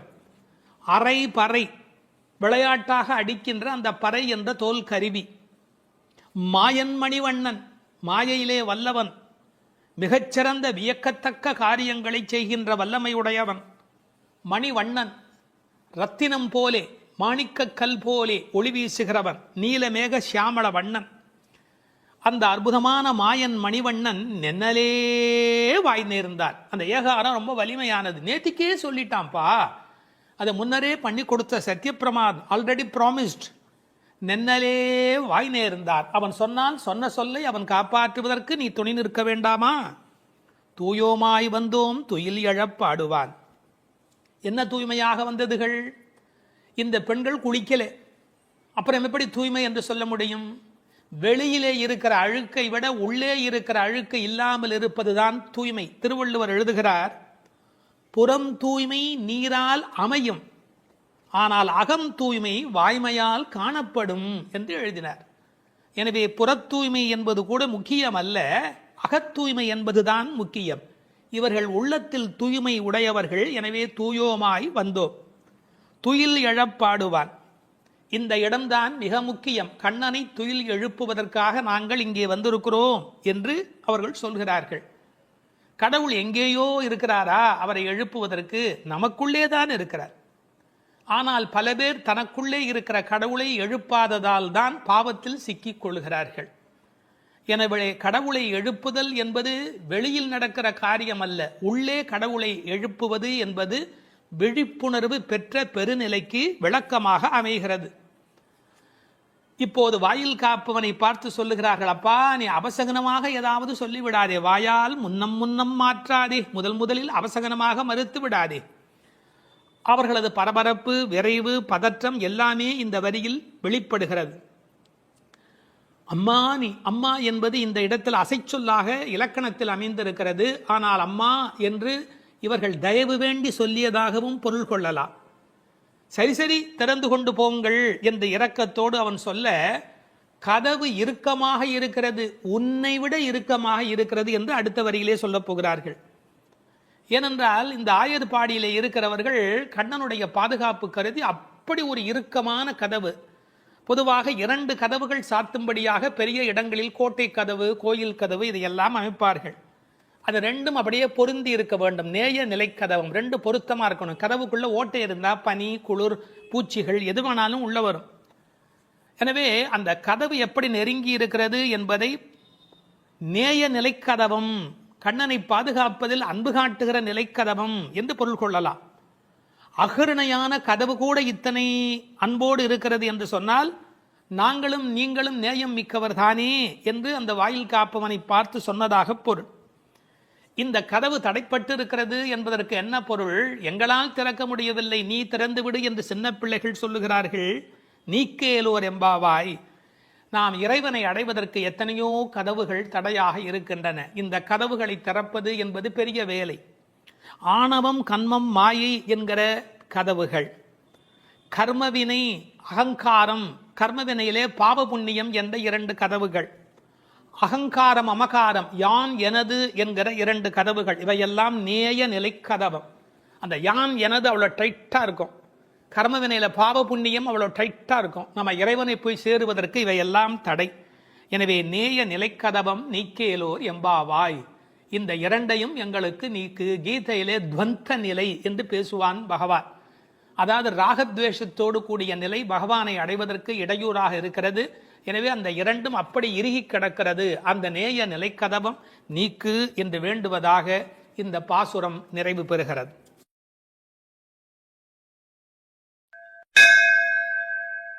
17ஆம் பாட்டு. நந்தகோபருடைய அனுமதி வேண்டி பாடுகிறார்கள். அம்பரமே தண்ணீரே சோரே அறம் செய்யும் எம்பெருமான் நந்தகோபாலா எழுந்திராய், கும்பனார்க்கெல்லாம் கொழுந்தே குலவிளக்கே எம்பெருமாட்டி யசோதாய் அறிவுராய், அம்பரம் மூடறுத்து ஓங்கி உலகளந்த உம்பர் கோமானே உறங்காது எழுந்திராய், செம்பொல் கழலடி செல்வா பலதேவா உம்பியும் நீயும் உறங்கேலோ எம்பாவாய். வாயிற்காவலர்கள் அனுமதித்த பின் கோபியர்கள் உள்ளே நுழைகிறார்கள். அங்கு நந்தகோபனுடைய இருப்பிடத்தில் அவனை எழுப்பி, அடுத்து படுத்திருந்த யசோதையை எழுப்பி, ஆர்வ மிகுதியால் கண்ணனை எழுப்பி, அவன் குறிப்பால் பலராமனை எழுப்புகிற அழகான பாசுரம் இது. ஆடையையும் நீரையும் உணவையும் வரையறையின்றி தருமம் செய்கின்ற எங்கள் தலைவராகிய நந்தகோபரே பள்ளி எழுந்தருள வேண்டும். பூங்கொம்பு போன்ற ஆயர் பெண்களின் கொழுந்து போன்ற தலைவியே, எங்கள் குலவிளக்கே, எங்கள் இறைவியே, யசோதை அன்னையே எழுந்திருக்க வேண்டும். வாமன அவதார காலத்தில் மாவலியிடம் தானம் பெற்று அளக்கத் தொடங்கி ஓரடையால் பூமியை அளந்து மற்ற அடியால் ஆகாயத்தை ஊடறுத்து வளர்ந்து உலகங்களையெல்லாம் அளந்த தேவர் தலைவனே கண்ணா, உறக்கத்தை விடுத்து பள்ளி எழ வேண்டும். சிவந்த பொன்னாலான வீரக்கழலை அணிந்த திருவடிகளை உடைய பலராமனே, நீயும் உன் தம்பியான கண்ணனும் இனியும் உறங்காது எழுந்து எங்களுக்கு சேவை தர வேண்டும் என்று வேண்டுவது பாடலின் திரண்ட பொருள். அம்பரமே தண்ணீரே சோரே அறம் செய்யும் எம்பெருமான் நந்தகோபாலா எழுந்திராய். இதுவரை 10 பாட்டில் எழுப்பப் பெற்றவர்கள் ஆழ்வார்கள், ஆச்சாரியர்கள், வேத வித்துக்கள், ஞான குருமார்கள் என்று நயமான உரை கொள்வார்கள். இவர்களது துணை கொண்டுதான் தேவர்கள் விண்ணோர் துணை பெற்றுதான் கடவுளடி சேர வேண்டும் என்பதற்கு ஏற்ப இப்போது கண்ணபெருமானை காவல் காத்து கொண்டிருக்கின்ற தாய் தகப்பனாரை பாராட்டி பேசுகிறார்கள். தசரதன் தானம் செய்தவன். ஆனால் தசரதன் செய்த தானத்துக்கும் நந்தகோபர் செய்த தானத்துக்கும் ஒரு வேறுபாடு உண்டு. தசரதன் பிள்ளை கிடைப்பதற்கு தவம் செய்தவன். தசரதன் பிள்ளை கிடைப்பதற்கு தானம் செய்தவன். நந்தகோபரோ பிள்ளை கிடைத்த பின்னும் தானம் செய்தவன். ரெண்டுக்கும் இடையிலே ஒரு பெரிய வேறுபாடு இருக்கிறது. இவர்கள் என்ன தானம் செய்கிறார்கள்? நந்தகோபன் என்னென்ன கொடுக்கிறாராம்? அம்பரமே தண்ணீரே சோரே அறம் செய்யும் எம்பெருமான். அம்பரம் என்பது துணி கொடுத்தான், ஆடை கொடுத்தான், கூரை கொடுத்தான் என்று பொருள்.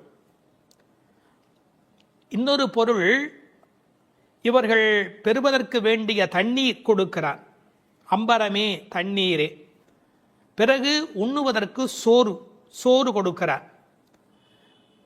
பெரியவர்கள் உரை காணுகிற போது கண்ணபெருமான் பிற்காலத்திலே என்னென்ன அறங்கள் செய்தானோ அத்தனைக்கும் மூல காரணம் நந்தகோபனுடைய இயல்பு என்று ஒரு நயம் சொல்வார்கள். எப்படி?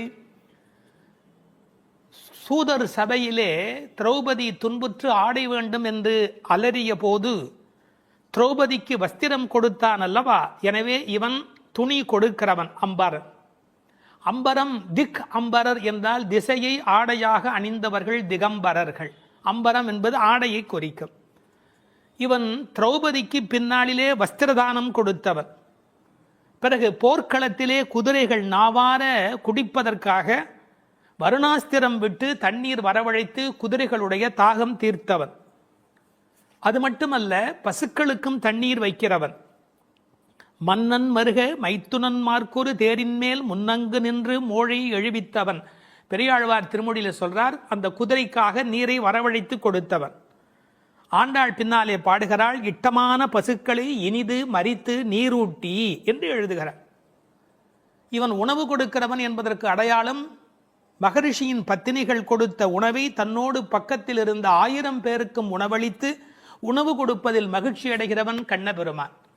ஒரு தகப்பனைப் போலே பிள்ளை வளர்கிறான் என்பதற்கேற்ப நந்தகோபன் தானம் செய்கிறவன், அவன் மகனும் தானம் செய்கிறவன். அப்பா குணம் பிள்ளைக்கு. இந்த குழந்தைகள் பேச்சிலே சோறு தண்ணீர் என்பதெல்லாமே கண்ணன் தான். உண்ணும் சோறு பருகும் நீர் தின்னும் வெற்றிலை எல்லாம் கண்ணன் என்கிற அனுபவத்தில் இருக்கிறவர்கள். அவன் தானம் கொடுப்பது எதற்காக? ஏதோ ஒரு புண்ணிய பலனை கருதியா என்று கேட்டால் இல்லை இல்லை, அறத்திற்காகவே அறம் செய்கின்றான். அதான் அறம் செய்யும். திருவள்ளுவர் எழுதுகிறார், மேல் உலகம் இல் எனிலும் ஈதலே நன்று. சொர்க்கலோகம் கிடைக்கும் தானம் பண்றதை விட சொர்க்கலோகம்னு ஒன்று இல்லைனாலும் தானம் பண்ணுவது உத்தமம் என்று எழுதி காட்டுகிறார் திருவள்ளுவர். எனவே அறத்தை அறத்திற்காக செய்கிறார்கள், வேறொன்று பெறுவோம் என்பதற்கல்ல. ஏன்னா பெற வேண்டிய பேராகிய கண்ணனை பெற்றுவிட்டார். பிறகு யசோதையை எழுப்புகிறார்கள், கொம்பனார்க்கெல்லாம் கொழுந்தே. இந்த உலகத்தில் பெண்கள் யாரெல்லாம் பெருமை பெற்றார்களோ அந்த எல்லா பெண்களுக்கும் மேலான கொழுந்தாக விளங்குகின்றவள். ஆயர் குலத்திலே எந்த பெண்ணுக்கு வாட்டம் வரும் என்றாலும் இவள் வாடிப்போவதாலே இவள் கொழுந்து. ஆயர் குலத்து பெண்களெல்லாம் கொடியானால் இவள் கொழுந்து. எம்பெருமாட்டி யசோதாய் அறிவுராய் என்று சொன்னவர்கள் குலவிளக்கே என்று விழித்தார்கள். கொம்பன்னார்க்கு எல்லாம் என்பதை உரை சொல்லுகிற போது ராமருடைய தாயார், அவர்களை விடவும் இவள் மேலே புண்ணியம் செய்தவள். தேவகி என்ற கண்ணனை பெற்றெடுத்தாளே, அவளை விடவும் இவள் புண்ணியம் செய்தவள். இந்த உலகத்திலே பெற்றெடுத்த பெண்கள் யாரெல்லாம் உண்டோ அத்தனை பேரையும் விட பெறாத பெருமை பெற்றவள். அவளே பேசுகிறாள், ஞாலத்து புத்திரனை பெற்றார் நங்கைமீர் நானே மற்றொருவர் இல்லை. இந்த உலகத்தில் யாரும் பெறாத பேறு பெற்றவள் யசோதை என்பதை இந்த இடத்திலே குறித்து கொள்ள வேண்டும். அதனால்தான் தேவகி சொல்லுகிற போது சொல்கிறாள், திருவிலேன் ஒன்றும் பெற்றிலேன் எல்லாம் தேவனங்கை யசோதை பெற்றாளே, இந்த பேரெல்லாம் அவள் பெற்றாளே என்று புலம்புகிறாள். எனவே நந்தகோபரை எப்படி அழைத்தார்கள்? எம்பெருமான் என்று அழைத்தார்கள். எனவே இவளை எம்பெருமாட்டி என்று அழைத்தார்கள். ஒரு வேடிக்கை சொல்லுகிறேன். சிரமப்பட்டு பல பேர் படித்து எம்பிபிஎஸ் பட்டம் பெற்று டாக்டர் என்ற பட்டம் வாங்குவார்கள். முறைப்பெண் என்ற முறையிலே பள்ளிக்கூடத்தை மிதிக்காத ஒரு பெண்ணை திருமணம் செய்து கொண்டு துணைவியாக்கி கொள்வார்கள். ஒரு வேடிக்கை சொல்வார்கள், டாக்டர் வருகிறார் என்று சொல்லுகிறவர்கள் அவருடைய மனைவி வருகிற போது டாக்டர் அம்மா வருகிறார் என்று பேசுவார்கள். அந்த அம்மா டாக்டர் அம்மா அல்ல, டாக்டருடைய மனைவி. எனவே டாக்டர் அம்மா ஆகிவிடுகிறாள். நந்தகோபன் எம்பெருமான், எனவே இவள் எம்பெருமாட்டி, எல்லோருக்கும் மேலானவள். அது மட்டுமல்ல, கண்ணனை கண்களில் வைத்து வளர்த்தமையினால் இவள் உண்மையிலேயே பெருமாட்டி. ஒரு அம்மாவுக்கு அப்படி என்ன ஏற்றம் என்று பல பேர் யோசிப்பார்கள். மந்திரங்கள் போலே என்று எழுதினார்கள். மந்திரங்கள் எப்படி தங்கள் கர்ப்பத்தில் பகவானை சுமக்கின்றனவோ, ஒவ்வொரு மந்திரத்துக்குள்ளும் கர்ப்பமாக யார் இருக்கிறான்? பகவான் இருக்கிறார். மந்திரங்களுக்குள்ளே அவற்றின் கர்ப்பத்தில் எப்படி பகவான் தங்கி இருக்கிறானோ, அப்படி மாதாவின் கர்ப்பத்தில் பிள்ளைகள் தங்கி இருக்கிற காரணத்தினாலே மந்திரங்களைப் போல மாதா மகிமையுடையவள் என்று எழுதி வைத்தார்கள். அது மட்டுமல்ல, மந்திரங்கள் இறைவனை பிடித்து வைத்திருப்பது போல கண்ணனை தன்னுடைய பிடியிலேயே வைத்திருக்கிறவள். ஆகையினாலே இவள் ஏற்றம் மிக்கவள். குலவிளக்கு, குலத்துக்கே விளக்காக விளங்குகிறவள். ஆயர் குலத்து அணிவிளக்கை வளர்த்தமையினாலே இவள் குலத்திற்கே குலவிளக்காக விளங்குகின்றவள். அம்பரம் ஊடறுத்து ஓங்கி உலகளந்த உம்பரு கோமானே. இப்போது அம்பரம் என்பது ஆகாயத்தை குறிக்கும். ஓங்கி உலகளந்த உம்பரு கோமான் என்ன செய்கிறார்? பாதங்களை மேலே கொண்டு போகிறார். வாமன அவதாரத்திலிருந்து திருவிக்கிரம அவதாரம் எடுக்கிறார். அப்போது அவருடைய பாதங்கள் நீண்டு கொண்டே போகின்றன. ஒன்மதியில் புனல் உருவி ஒரு கால் நிற்ப ஒரு காலும் காமருசீர் அவுணன் எண்மதியும் கடந்து அண்டமீது போகி இருவிசும்பின் ஊடு போய் மேலைத்தெழுந்து தன்மதியும் கதிரவனும் தவிர ஓடி தாரகை இடை புறம் தடவி அப்பால் மிக்கு மண் முழுதும் அகப்பட்டு நின்ற எந்தை மலர் புனையும் திருவடியே. இந்த அண்ட சராசரமெல்லாம் இணைந்து நிலவு சூரியன் அத்தனையும் கடந்து நட்சத்திரங்களை எல்லாம் தாண்டி கொண்டு போகிற அந்த அற்புதத்தை திருநெடுந்தாண்டகத்திலே பாடி காட்டுகிறார் ஆழ்வார் பெருமகனார். அப்படிப்பட்ட வாமன அவதாரத்தை பல இடங்களில் ஆண்டாள் கொண்டாடி இருக்கிறார்.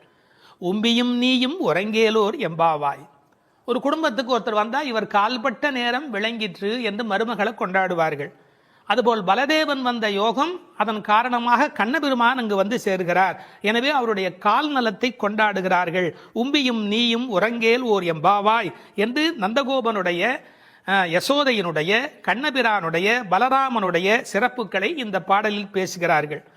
தத்துவார்த்தமாக சொல்லுகிறவர்கள் நந்தகோபர் என்பது ஆச்சாரியனையும், யசோதை என்பது திருமந்திரத்தையும், கண்ணபிரான் என்பது திருமந்திரத்தின் அர்த்தத்தையும், பலராமன் என்பது மந்திரார்த்த சாரத்தையும் குறித்தது என்று கொண்டாடுவார்கள்.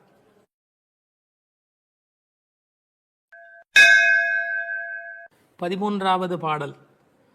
புள்ளின்வாய் கீண்டானே பொல்லா அரக்கனை கிள்ளிக் களைந்தானே, கீர்த்திமை பாடிப்போய் பிள்ளைகள் எல்லோரும் பாவை களம் புக்கார், வெள்ளி எழுந்து வியாழம் உறங்கிற்று புள்ளும் சிலம்பினகான், போதரிக் கண்ணினாய் குள்ளக் குளிரக் குடைந்து நீராடாதே பள்ளி கிடத்தியோ, பாவாய் நீ நன்னாளால் கள்ளம் தவிர்ந்து கலந்தேலோர் எம்பாவாய். கண்ணழகு படைத்த பெண் ஒருத்தியை இப்பாசுரத்தால் எழுப்புகிறார்கள். மலரில் உள்ள வண்டுகள் போன்று அழகிய கண்களை உடையவளே, கொக்கு வேடத்தில் வந்து வாயை பிளந்து கண்ணனை விழுங்க எண்ணிய பகாசுரனை அவன் வாயை கிழித்து அழித்த கண்ணபெருமான், கொடியவனான ராவணரது தலைகளை அறுத்து அழித்த ராமபிரான், அவர்களது வீர வரலாறுகளை பாடிக்கொண்டு இளம்பெண்கள் எல்லோரும் பாவை நோன்புக்குரிய இடத்திற்கு எப்போதோ சென்று விட்டனர். வானத்திலேயோ குரு என்கிற கோள் மறைந்து சுக்கிரன் உதயமாகிவிட்டான். பட்சிகள் வீதியெல்லாம் பறந்து சப்திக்கின்றன. இந்த மார்கழி விடியல் விடியும் முன்பே உடல் நன்கு குளிரும்படி மடிவில் குடைந்து குடைந்து நீராட வேண்டாமா? இன்னும் படுக்கையில் சுருண்டு கிடக்கலாமா? நல்ல நாளும் அதுவுமாக இப்படி இருக்கிறாயே, அப்படி உனக்கு என்ன தனி அனுபவம்? உன் மனதில் உள்ள கள்ளத்தனத்தை விடுத்து எங்களோடு சேர்ந்து வா என்று அழைக்கிறார்கள். இதை ரசமாக அனுபவிக்கிறவர்கள் முதல் பாடலிலே மனத்துக்கினியான் என்று ராமனை பேசிவிட்டதால் இந்த ஆயர்பாடிக்குள்ளே ஒரு பெரிய விவாத கோலாகலம் ஏற்பட்டு விட்டதாம். அதாவது சர்ச்சை. அது யாரடா அது? கண்ணனுடைய ஊரிலே வந்து ராமனுடைய கதையை பேசிக் கொண்டிருக்கிறார்களே என்று சில பேர், சில ஆயர்கள் கோபப்படவும், ஏன் அப்படி பேசக்கூடாதா என்று சில பேர் மறுபடியும் எதிர்ப்பக்கம் விவாதிக்கவும், ஒரு பட்டிமண்டபத்தை போலவே ஒரு விவாதம் அங்கு தொடங்கிவிட்டது என்று அனுபவிப்பார்கள். ஏனென்றால் இந்த பாடல் எப்படி வருகிறது? புள்ளின்வாய் கீண்டானி என்று கண்ணபெருமான் பகாசுரனை அழித்த கதையை சொல்லி, பிறகு பொல்லா அரக்கனை கிள்ளிக் களைந்தானே என்று ராமாவதார கதையையும் சேர்த்து பேசுகிறார்கள். அதை எப்படி சொல்லுகிறார்கள்? கண்ணனுடைய ஸ்தலத்தில் ராமனுடைய கதையா என்று ஒருவர் கேட்க, ஏன் முன்பு ராமனை பாடிய காலத்திலே நாம் கண்ணனை சேர்த்து பாடியது இல்லையா?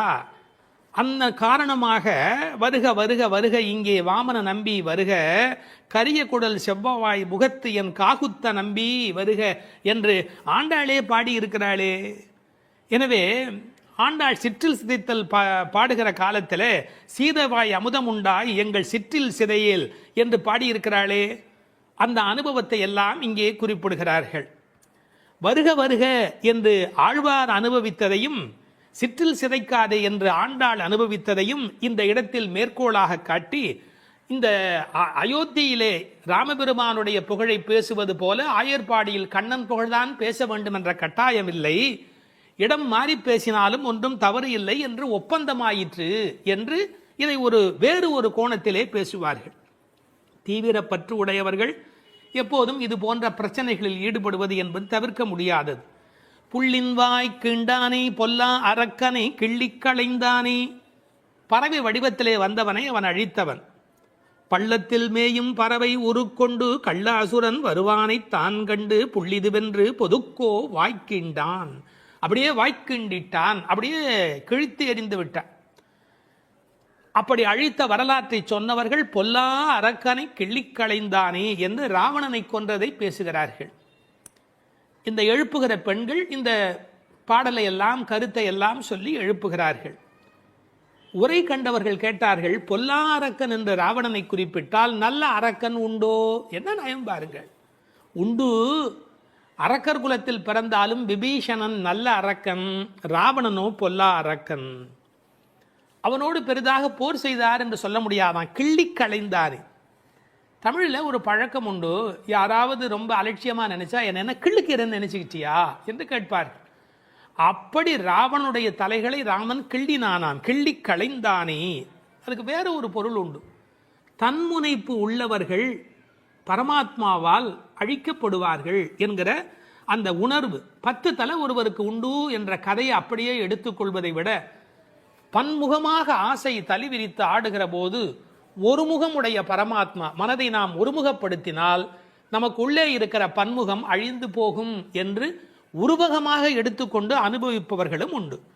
இப்படி ராவணனை அழித்த வரலாற்றை பேசி கீர்த்திமை பாடிப்போய் பிள்ளைகள் எல்லோரும் பாவை களம் புக்கார். இந்த நெல் பயிரிடுகிற இடத்துக்கு நெற்களம் என்று பெயர். அதுபோல் பாவை நோன்பு நோற்கிற இடத்துக்கு பாவைக்களம் என்று பெயர். யாருடைய புகழை பாடுகிறார்கள்? கீர்த்திமை பாடி, ராமன் கண்ணன் இருவருடைய புகழையும் பாடி, கீர்த்தி புகழை பாடி, பிள்ளைகள் எல்லோரும் சின்ன குழந்தைகளாகிய பெண் பிள்ளைகள் எல்லாரும் சேர்ந்து பாவைக்களம் புக்கார். அவங்கெல்லாம் நோன்பு நோக்கிற இடத்துக்கு போய்விட்டார்கள், நான் மட்டும் உனக்காக இங்கே நின்று கொண்டிருக்கிறேன், சீக்கிரம் வாடி என்பது போல் பேசுகிறார்.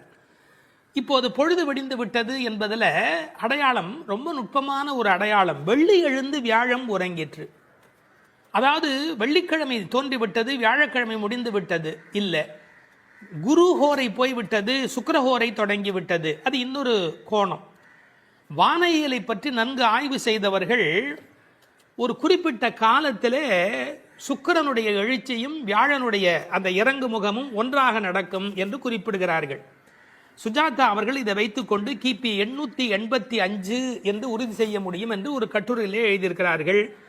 ஆனால் வேறு சிலரோ கிபி 8ஆம் நூற்றாண்டில் ஒரே ஒரு முறை மட்டும் அதிகாலை பொழுதில் சுக்கிரன் எழுவதும் குரு மறைவதும் ஒரே வேளையில் நிகழ்ந்துள்ளது. அது முழு நிலவு நாள், பௌர்ணமி. அந்த நாள் அப்படியே குறிப்பிடுகிறார்கள். அந்நாள் கிபி 731 டிசம்பர் 18 காலை 3:30 முதல் 4 மணி. இதனை அடி ஒற்றி ஆண்டாள் பிறந்தது கிபி 716 ஆடிப்பூரம் என்று கணக்கிட்டிருக்கிறார். பாருங்க எவ்வளவு அழகான ஒரு காலக்கணக்கு. வெள்ளி எழுந்து வியாழன் உறங்கிற்று. புள்ளும் சிலம்பின. முன்னர் ஒரு முறை புள்ளும் சிலம்பின என்ற பாடல் வந்திருக்கிறதே, அதெல்லாம் கூட்டுக்குள்ளே. இப்ப வெளியில பறவைகள் எல்லா இடங்களிலும் திரிந்து அவை இப்போது சப்தம் எழுப்பிக் கொண்டிருக்கின்றன. இந்த இடத்துல புள்ளும் சிலம்பியதை பற்றி சொல்லுகிற போது உரையாசிரியர்கள் இதை ஆசிரிய பெருமக்களோடு ஆச்சாரிய பெருமக்களோடு இணைத்து பேசுவது வழக்கம். குயில் அதுபோல சில ஆச்சாரியர்கள், கொக்கு அதுபோல, அன்னம் போல, கருடன் போல என்று பறவையோடு அவர்கள் ஓமிக்கத்தக்கவர்கள். கண்டத்வனியிலே, அதாவது குரல் வளத்திலே அவர்கள் குயில் மாதிரி. ஏகாகிர சிந்தையில், எப்போதும் மனம் ஒருமுகமாக இருத்தலில் கொக்கு போல, கொக்கொக்க கூம்பும் பருவத்து என்பார் திருவள்ளுவர். சாரத்தை கிரகித்துக் கொள்வதிலே அன்னபக்ஷி போல, அன்னத்தை போல. கைங்கரியம் என்ற தொண்டு செய்வதிலே கருட பட்சியைப் போல, பல்லடிமை திறத்தினாலே என்று பறவையை அப்படியே அடியார்களோடு ஒப்பிடுவதும் வழக்கம். போது அறி கண்ணினாய், போதுன்னு சொன்னா மொட்டு என்று பொருள். தமிழ் ஒரு அழகான மொழி. அரும்பு, முகை, முகிழ், மொட்டு, மலர். பாருங்க, மலருடைய பல நிலைக்கும் பேர் இருக்கு, இன்னும் கூட இருக்கு. அதாவது வெளியில புறப்படுவது அரும்பு, கொஞ்சம் மேலே வந்தால் அது முகை, கொஞ்சம் அது இதழ் திறக்க ஆரம்பிச்சா அது முகிழ், அது நல்ல விரிந்து விட்டாதான் அதுக்கு மலர் அப்படின்னு பேரு. ரெண்டுக்கும் நடுவில் இருக்க போது போதுன்னு பேரு. அந்த போது அது போன்ற கண்களை உடையவள். அதுல வண்டு உட்கார்ந்து இருப்பதை போன்ற கண். ஐயா, வெள்ளையா கண்ணில் ஒரு பகுதி இருக்கு, கருப்பா ஒரு பகுதி இருக்கு. அது வெள்ளையா இருக்கிற மலர், அதன் மேலே கருப்பா இருக்கிற வண்டு உட்கார்ந்து இருக்கிற தன்மையினை போதறி கண்ணினாய் என்ற ஓமையாக குறிப்பிட்டார்கள். குளிக்கிறது எப்படி குளிக்கணுமா? குள்ள குளிர குடைந்து நீர் ஆடு